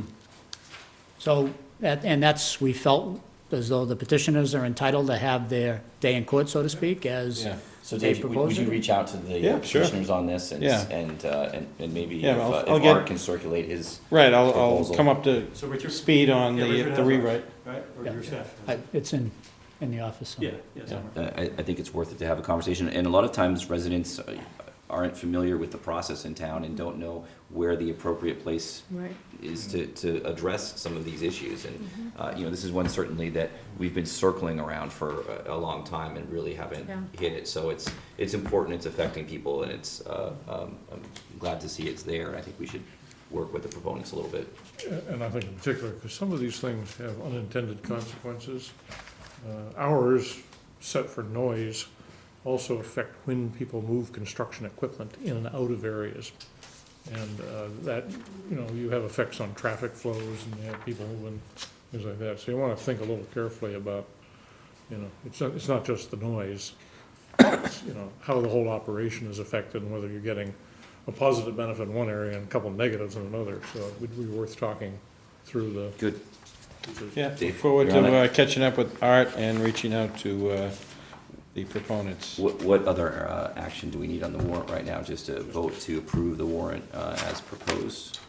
Exactly. Okay. As proposed, Subject to the modifications Article 10. on Article 10, 11, and 12 Okay. that legal counsel would provide. So are we Okay. going article by article, or you're doing the entire tonight. one? Not tonight, Okay. not tonight. So I'll take a motion, unless there's other questions on the warrant. No, the only, touch on it with Richard, just to maybe get some more info on one of the articles, 12. Oh, right, Get some right, yeah. more, it seemed to be one that Yep. So popped that up. one is still subject to change, right? That's 10, 11, and 12? Yeah. Are Yeah, the ones yeah, subject yeah, to changes by? Yeah, so I'm curious to get more Yeah, information. again, they'll all come back to you for your vote On an of support or individual. non-support, Right. indefinite postponement. They're not Yeah. advancing them in their motion form yet. You'll have that second vote on those and So you'll what's the position vote it. for? This is just, these articles will go out to the entire town as the warrant Oh, I see. It's just to vote for them to be in the warrant? to be in the Oh, I warrant. see. Right. Okay. Not necessarily to support them at town meeting. So was it merely make a motion to vote to approve and sign the spring 2018 annual town meeting warrant? Subject to, Further modifications as outlined by town council. So that's 10, 11, and 12. all in favor? Aye. All opposed? Motion carries 5-0. Mr. Chairman, I would like to move that we recommend favorable action on Article 2 of the springtime meeting warrant. I'll check tomorrow. Do I have a second? 30th? I can second that. Second? Okay, I guess 30, I'm sorry, Um, it's 13th. Article Never mind, 2. It's okay. Article 2 is before us. It's the plastic bag reduction bylaw that we just heard about. And so there is a recommendation for us to vote for favorable action on it on the floor. So, Can I ask a point of information? So what is favorable action, meaning that it would be reported to town meeting that the Board of Select, that the Select Board voted in favor of Favorable whatever its action. vote was. Yep. That's what, That's what it that's is. what the motion is. That's what it is. And is there a second? I missed that. There is. I gave a second. Yes. Mr. Grenzbach? Aye. And this is whether or not we're in favor of this. That's right, yes. Okay, I'm voting to abstain. I'd like more information. Okay. Aye. Mr. Vogel, No. no, and yes for me. Okay, so the board has recommended favorable action. Three to- Right, three. 3-1-1. 3-1-1. Okay, let's see where we are. Move on to Item 4. item G4, the health insurance discussion. We have to vote to approve the changes that have been recommended I'll for, recuse myself on that. thank you, on the Bye, Lance. retiree healthcare premiums. Mr. Grenzbach is recusing himself because he has a conflict here and will not be voting, and has not been part of any of the discussions or conversations that we've had about this. So as we've previously reported to the board has taken a vote to change what is called the plan design of the healthcare benefit. We've communicated that vote as required by the general laws to the town's unions in the form of what is called the IAC, Insurance Advisory Committee, and the PEC, which is the Public Employees Committee. And we have expressed to the PEC, which is the negotiating arm on the plan design statute, that we would give the value of 25% of the savings that results as a result of your change to the plan design, or in the alternative, we would substitute the equivalent of board's consideration of the recommendation that has come in from the Retiree Health Insurance Committee, which is to change the existing rates of retirees. And I won't go into all of the past iterations, but the short proposal is that as of July 1st, 2018, that retiree rates would be split along the following lines: that non-Medicare retirees who are choosing either a family or an HMO or an individual HMO plan would pay 25% of the cost of the premium. The town would pay 75%. And for all employees who are Medicare eligible and choosing a Medicare subsidy plan that the town offers, you would be paying 70%, the town would be paying 70% of that premium, the retiree would be paying 30% of that premium. All retirees who are choosing what are called PPO plans would be paying what the current rate is, which is 50% town, 50% employee/retiree. So really no change to the contribution level for that particular part of the plan. The relative cost of that is exceeds the 25% value that you're obligated to return to active employees as a result of the plan design change that you've made. It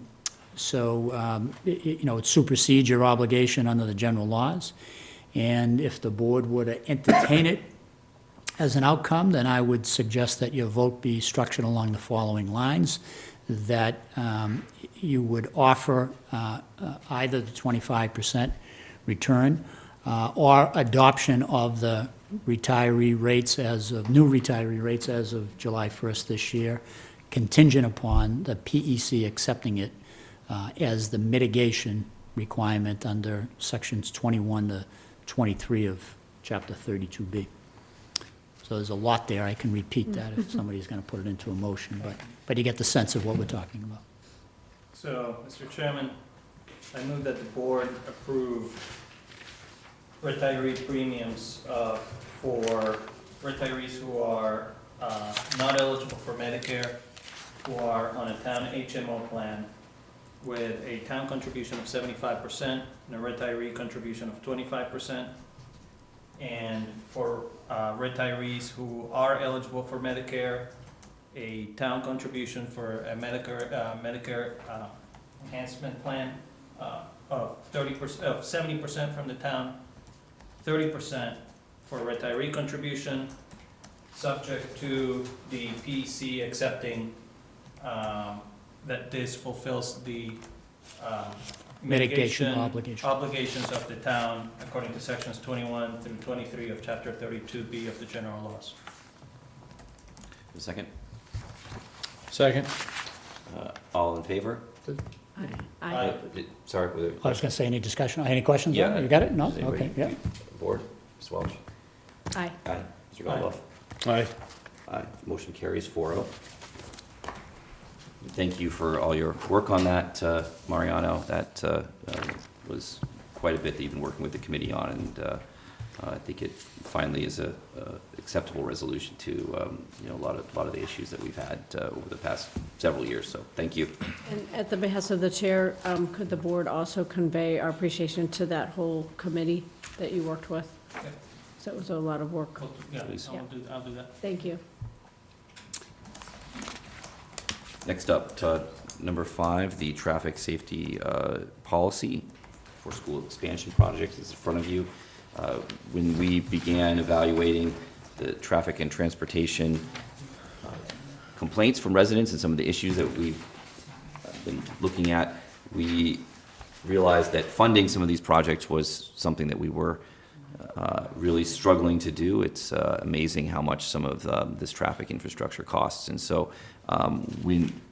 we looked at where a lot of these issues were coming from. A lot of them were around the schools. And so we endeavored to create a policy to evaluate around school construction projects the impact of traffic, and to see if we can fund, as we're bonding, some of these traffic infrastructure projects. So before you is the policy that we are recommending. We've been working with the school committee on this as well.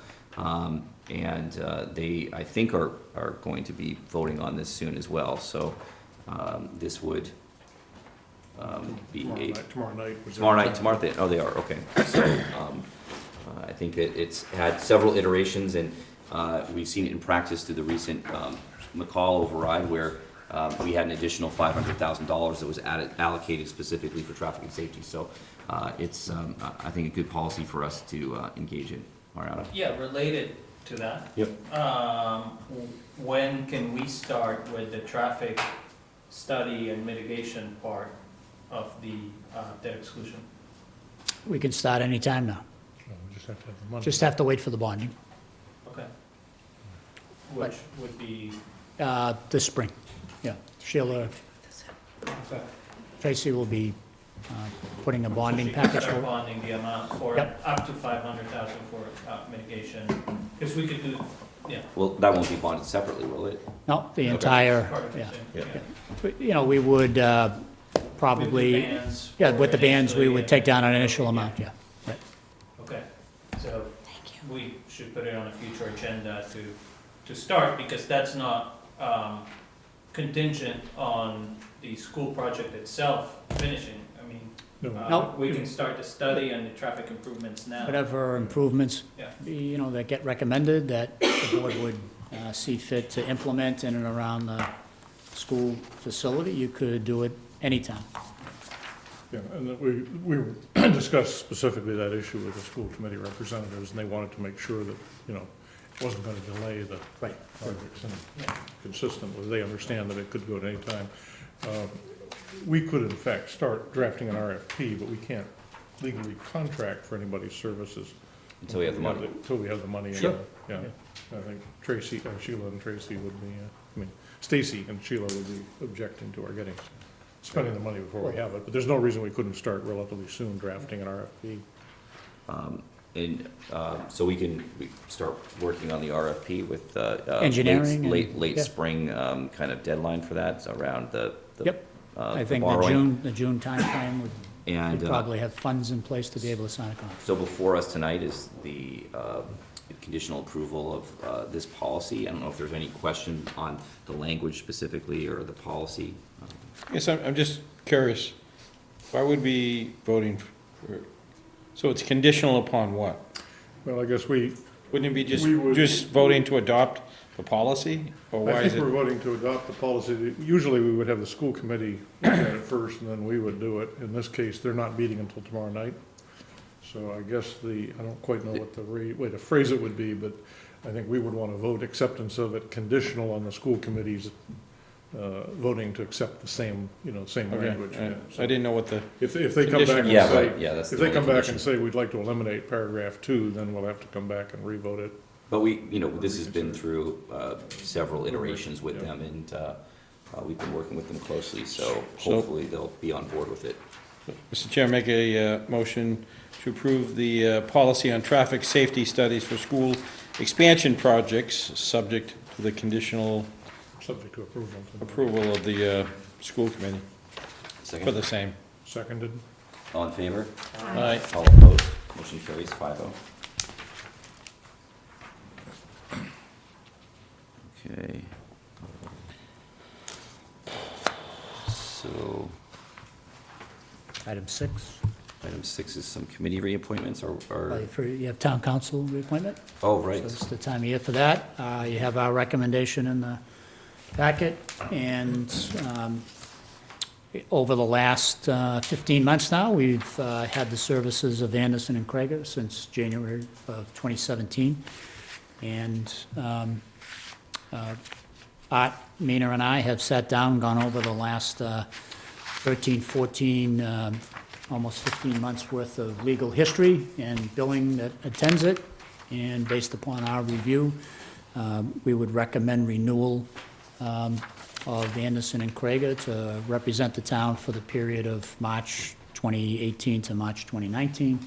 And we would do it under the same retainer provision that was signed for last year, $22,000 a month in monthly retainer for a series of activities that are under Anderson and Krager's standard obligation and review.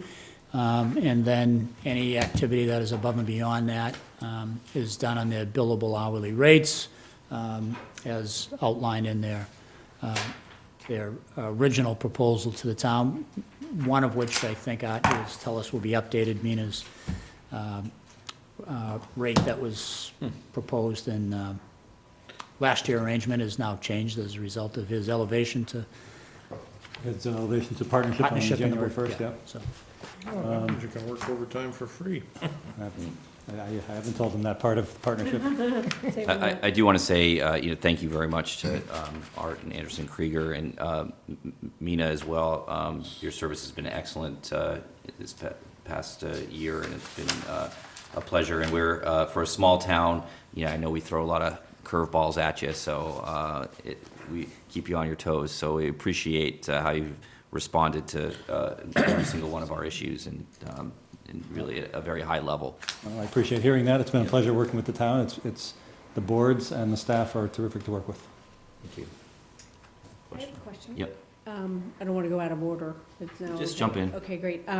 First of all, I wanted to echo the chair's comments, and on behalf of the planning board, my former role, it has been wonderful working with you, Art, and I find that you're very flexible as far as kind of what our questions might be, that even if they're kind of almost like X+1 questions, that even if we're not supposed to be thinking about them right now, you kind of roll with us, and it's been super helpful, and I think it's ultimately made for a much more efficient process for the town's interest. So thank you. I'm sure that you do the same on the select board, so I'm looking forward to working with you on this board. But I also wanted to praise Mima.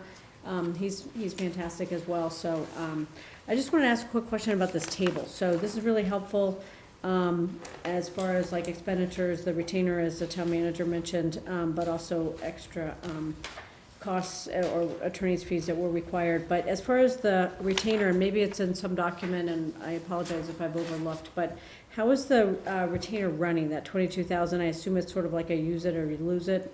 And are we sort of like roughly coming near that every month? Have it been sort of up and down? Is that the right number? I'm just kind of curious. No, that's a good question, and we said when we set it at the beginning, and it was set similar to what it had been with previous town council, that wasn't, that was a number that I think the board had. And I remember we said at the time, we'll review it periodically, and we talked about the appropriate period. 3 months would be too short because you got town meeting in there. We said a year is about the right time. So we sent Richard an analysis, and I don't have that table in front of me. Right. We sent Richard an analysis of how we're doing the actual value of our time at the Winchester rates compared to the 22, and we're a little under, but it's, I think, not far under. And now, of course, we're heading into the town meeting season again. I don't recall the exact comparison, do you?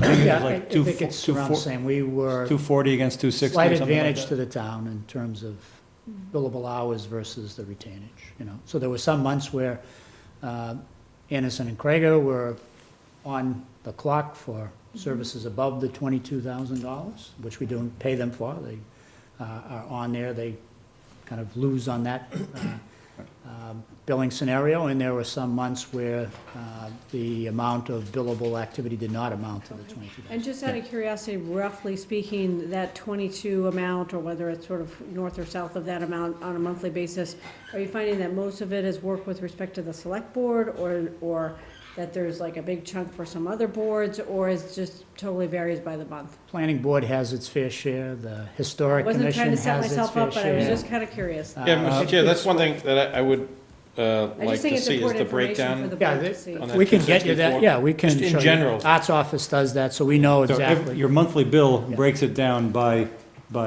Department. board, by department. Yeah. I talked to Richard about whether you'd like to see an annual summary of that. I would. And that's fine, that's easy enough to do. It's, in terms of the boards, it's the select board, and it's historic, and it's planning, and then it's town meeting is in there, his own billing matter, and that's a chunk of time, and of course, the 2 town meetings. Yeah, I think that's important for the town to have that information through the chair, as well as the town manager, to know that, you know, where it's falling on the 22. Absolutely, It's yeah. kind of like a, sort of, just to be very transparent instead of just assuming that figure. I think it's good for town management. With all due And, deference to Art. and the original contract was signed with the manager's office being somewhat of the gatekeeper for all departments and commissions and boards in an effort to make sure that. Which is a good idea too, Huh? yeah. Which is a good idea Yeah, also, which, yeah. and I think it's worked out pretty well, and everybody has gotten what they needed in terms of the good advice that comes out of A&K, but at the same time, it's not an open door policy where Yeah, the board members all have direct access to Art and Mina without having to do any gatekeeping with our office, but all other departments that yeah. alert us to the fact that there's a need for an issue and seek approval to be able to have it run into the office and Yeah. whether getting I an would just opinion on it. respectfully ask that that information through the chair goes to the board members, and that it happen every year, because I think it's just So- good transparency. It's good for each member of the select board to have that information off the top of their head. They know where it's going in case any citizen of Winchester may ask. It's obviously not an insignificant amount of money, certainly worth it with Art's expertise, but I think it's information that we should be held to know, Absolutely. respectfully. Thank you. Do we know, like, just approximately the town meeting costs? I don't have that breakdown, the annual breakdown. Yeah, I'd like to see that too. You sure you That would be want, in the breakdown. you sure you want to see a solicitation bylaw cost in there? Yeah, partly. Well, you know, it could have passed the first time, maybe, if things, you know. One of the things I was, so I don't know what you distributed to the board members, Richard, so I listed the fees for our litigation matters as well, the hourly fees. I assume you've seen that. Yep. Not surprisingly, for a lot, true in a lot of towns, most of your litigation cost is zoning. It's suits against the ZBA. Yep. You know, unless there's some major procurement or other, you know, other blow-up. So that's the table, that's that table? Yep. And it strikes me, I think tonight you're about to appoint, what, 2 new members, or 1 or 2 new members of the zoning board. There's some turnover in the personnel. And it strikes me that we should actually have some flat fee time meeting with the zoning board for training.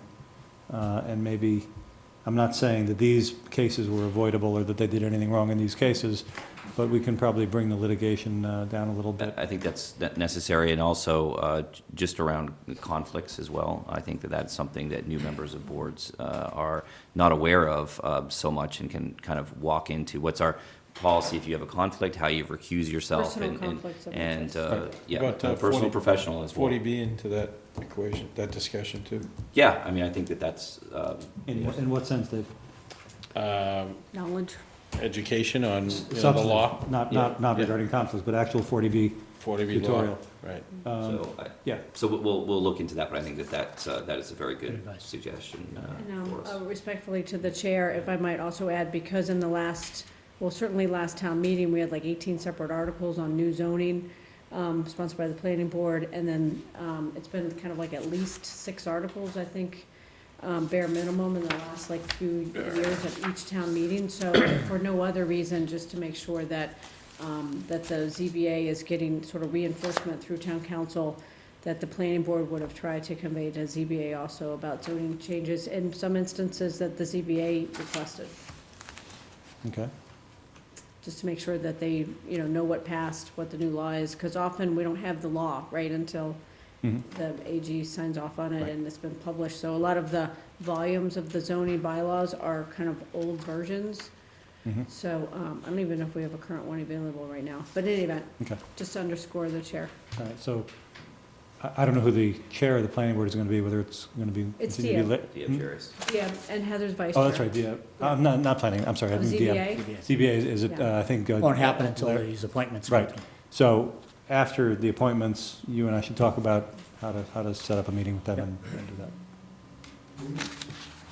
We had talked about originally doing a series of briefings on open meeting law and procedures and such like that. Maybe we ought to think about scheduling all of those before we forget them. So, For- I think for the us as- conversation, for us as well as and new ZBA, members of new committees members. and new elected I members think as well. You talked about the That's fine, and actually, I sent up to Richard a recent SJC opinion last week, significant opinion out of Wayland on the open meeting law. Oh, really? Yeah, against the town, and against the Attorney General's interpretation of the open meeting law, which was a little bit surprising. Wow, okay. So, yeah, open meeting law is always a ripe topic for education. But on the conflicts of interest, as the chair was saying, particularly ZBA. I mean, given the fact that they're allowing approvals of permits, arguably the planning board as well, but. Yeah, I haven't heard of any problem with somebody failing to recuse himself or herself in the ZBA, but it's always, we can always give them. Maybe just a refresher on our policy and Sure. what's recommended, and especially with, to your point on the open meeting side of things, I mean, it's a lot of case law, and it's just been kind of evolving over the past several years in a different direction. So the more we can keep everyone on top of it, I think the better. Yeah. So, for the process. So before us is a Renewal of a contract for 1-year period. Mr. one-year Chair, period. Yep. yeah, just a point of question. So on this letter, should it say, or is it part of the initial renewal, or is it just from our town charter that it's a 1 year? It says the letter proposes the renewal of our engagement. Should it say the letter proposes a 1-year renewal? Or is it, Just make it part of your vote. I believe the charter requires us. right, that's what I thought, Annually. right. So we'll take a motion for a 1-year appointment for Anderson Kreger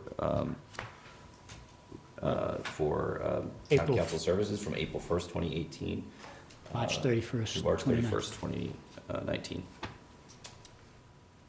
Second? Somebody's going to move that for me. Was there? So moved. Okay, thank you. Using hand signals.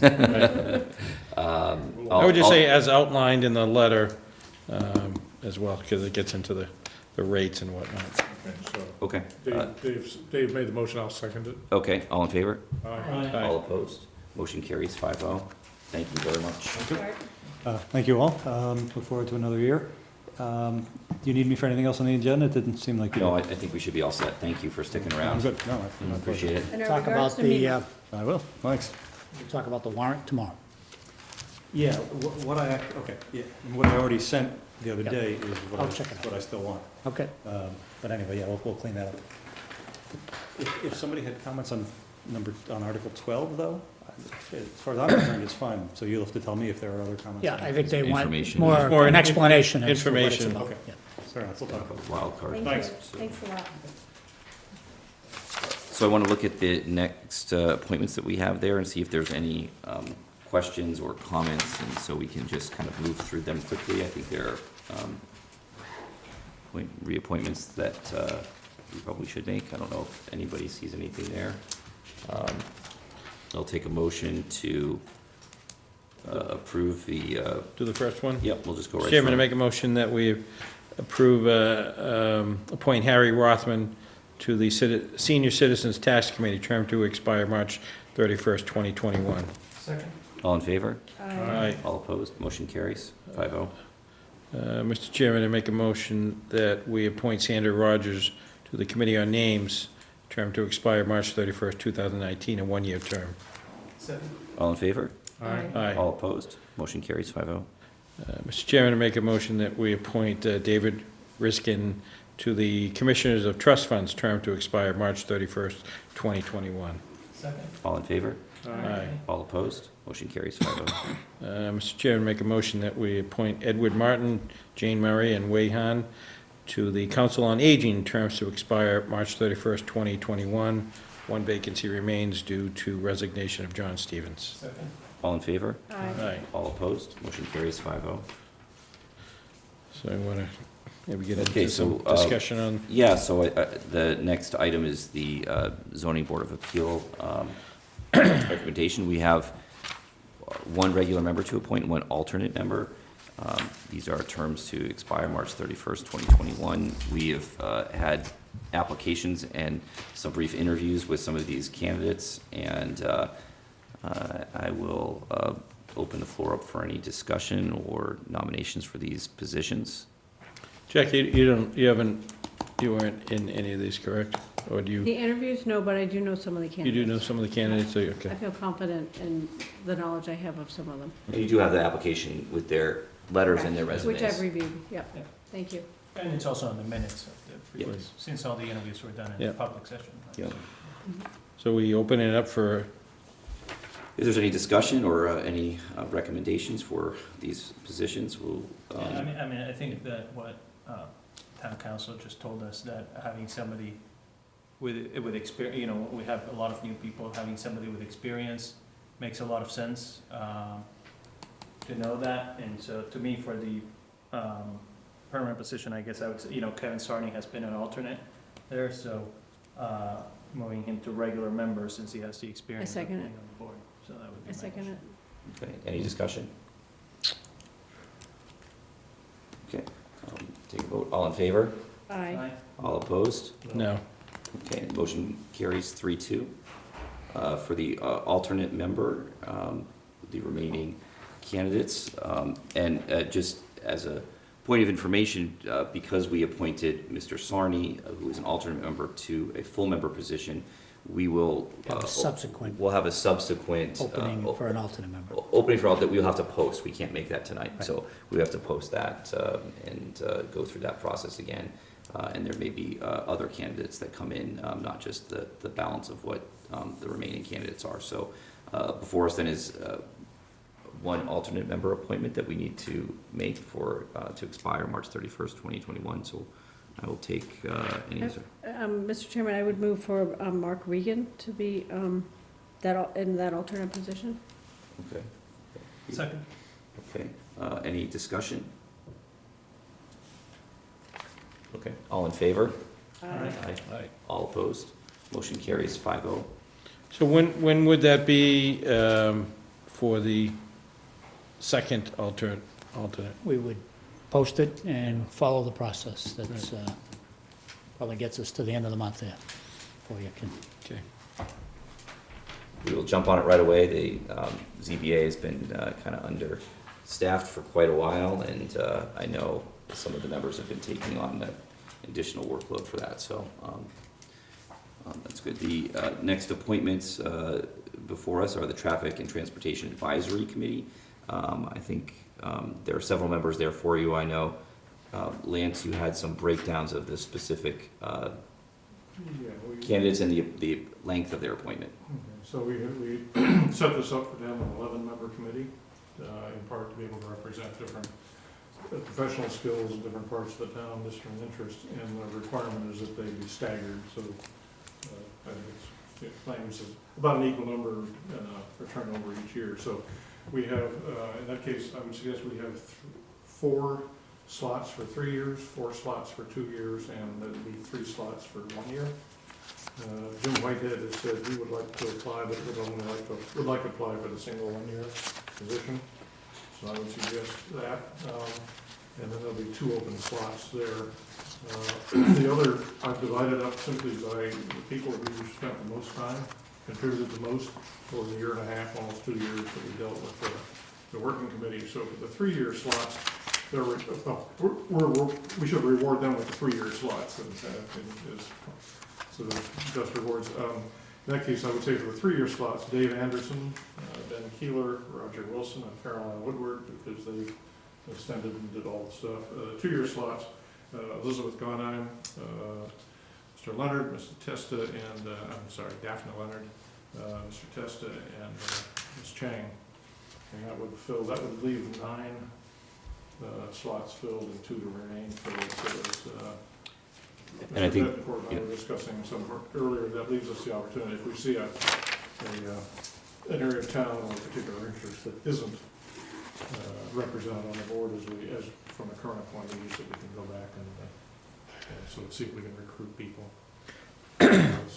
So was that made as a motion? Yeah, so I would make a motion that I'll try to do that, to 3-year terms would be filled by David Anderson, Ben Keeler, Roger Wilson, and Caroline Woodward, and their terms would expire 3 years from the date of appointment being today, I believe. Okay. I think we have March 31st, 2021. Okay. Then the 2-year appointments would go to Elizabeth Broadline Ghana, Daphne Leonard, Dominic Testa, and Annie Chang. And so that would be 8 appointments, and then the 1-year appointment would go to Jim Whitehead. And that leaves us 2 open slots, so we move that we make those appointments. did we want to put Dave on there as well? So, We got 2 open slots, we could fill 1 or both. so we will take a look at, to make sure there's some geographic representation, throughout the town with these appointments. We haven't really done that yet, just to make sure that there's proper representation throughout the town, especially that a lot of this work is anecdotal. So I think it'll be helpful. So are there any other discussions or a second? Second? Okay, all in favor? Aye. All opposed? Motion carries 5-0. We can move on to the consent agenda.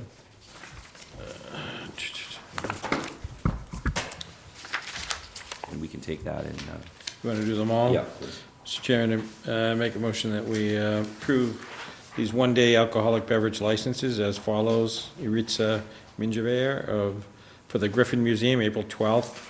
Diana Kinishin for Boston's Best Bartending, April 13th at the Sanborn House. Mark Chudnow for beverage events, May 5th at Right Lock Farm. Louise Kukuza for St. Eulalie's Church, April 21st at the church's lower hall. Michelle Noska for Beaujolais Catering, May 5th, 2018 at the Griffin Museum. And Simply Serving, April 28th, 2018 as the Town Hall Auditorium. Second. All in favor? Aye. All opposed? Carries 5-0. Mr. Chairman, I make a motion that we approve the road race for the Glenn Doherty Memorial Foundation 6th Annual 5K and 10K race, Sunday, September 23rd, 2018, noon start and finish at the Jenks Center. Second. All in favor? Aye. All opposed? Motion carries 5-0. Mr. Chairman, I make a motion we approve creation of a gift account and the acceptance of a check gifted to the Council on Aging for ongoing programs, activities, and expenses to benefit seniors in Winchester. Second. All in favor? Aye. All opposed? Motion carries 5-0. Mr. Chairman, make a motion we approve the Winchester Home and Garden Club to hold their annual plant sale on the town common on Saturday, June 9th, 2018, from 9:30 a.m. to noon with setup to begin at 8 AM. Second? All in favor? Aye. All opposed? And hopefully it doesn't snow on that day. Motion carries 5-0. And, Mr. Chairman, I make a motion, we approve the meeting minutes, March 12th and March 26th, 2018. I don't know if anybody had any comments or suggestions No, on that? this would be just the 4 members that were here for that meeting. I was just voting on gonna it. say, Yep. I'm assuming I won't vote for that. Yep. Second. All in favor? Aye. All opposed? Motion carries 4-0. And what else? do we have? Question, we have Yes. an opening on the planning board now, so Yes. what's the, Oh, yeah. have we started the process of posting that? It's all posted, yeah. All Jackie's fault. She I think won. that we are planning to take that up on the 23rd.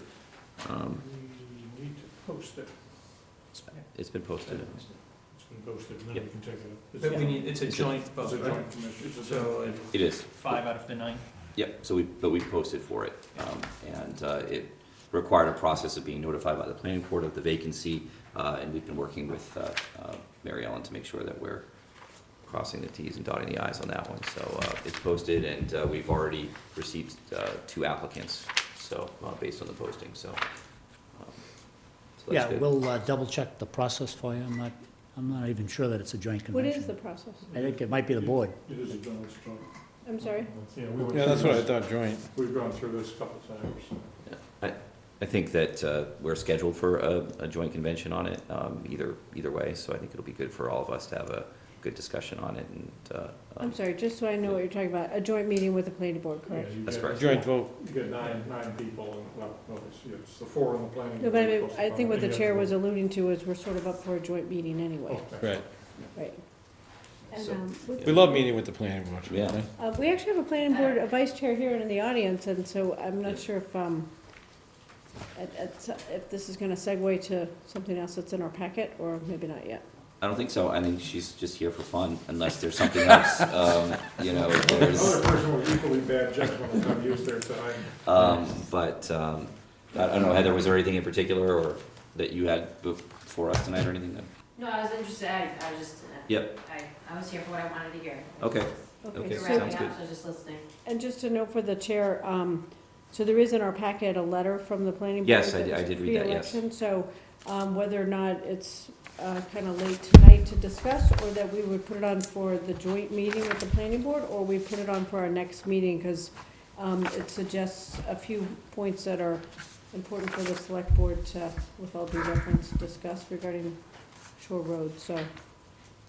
So is that Do something? we have copies of this at table, or? No, it's in our packet, right? Communications, Oh, it's okay. Yeah. number 10. Sorry. Some of the issues that we've been kind of discussing for a while with the planning board, and I think that we do need to have some sort of resolution on these issues at certain points. So it may be appropriate that we take this up with the planning board if they are planning, if they're coming in. This particular one, Yeah. if you'd like to invite Heather to the table, but if not, but I know we're not discussing it tonight, but this particular one has one aspect that's arguably just select board. Okay, If I may, since this was not posted on the agenda. Yeah. yeah, Can Another we, time. not discuss, since it, a I wasn't concern- suggesting we discuss it No, tonight. no, I think we're just trying to figure But out how to I- schedule I it. think Whether we it should be- Put it on the future agenda. I appreciate you bringing it up. Yeah, but because I we're think just it's trying to something- decide whether it should be on the joint or the Yeah. next meeting, so. Well, I think that's probably the both. That's, It's- Okay. we're planning to try to get both bodies together regarding the Highland Avenue property on the 23rd. Okay, perfect, thank Sorry. you. I didn't know that was, So, Yep. Jackie, you should request that that be on the agenda for the 23rd, and then Yeah, so we'll put that on the agenda for the 23rd. thank you. Yeah. Thank you. No, thank you for reminding me about that, Jackie. I forgot about it. Any other comments, questions, anything for our upcoming agenda that members would like to put on there now at this point? I'm assuming that the Thursday, May 3rd, or whatever it is the sports dinner, that we're not meeting for town meeting that night. That's right. It's not a typo, I Yep. just want to double check. Yeah, it's a sports banquet. Okay, if there's nothing else, then I'll take a motion to adjourn. Mr. Chairman, make a motion that we adjourn. Second. All in favor? Aye. All opposed? Motion carries 5-0. Thank you, WinCam.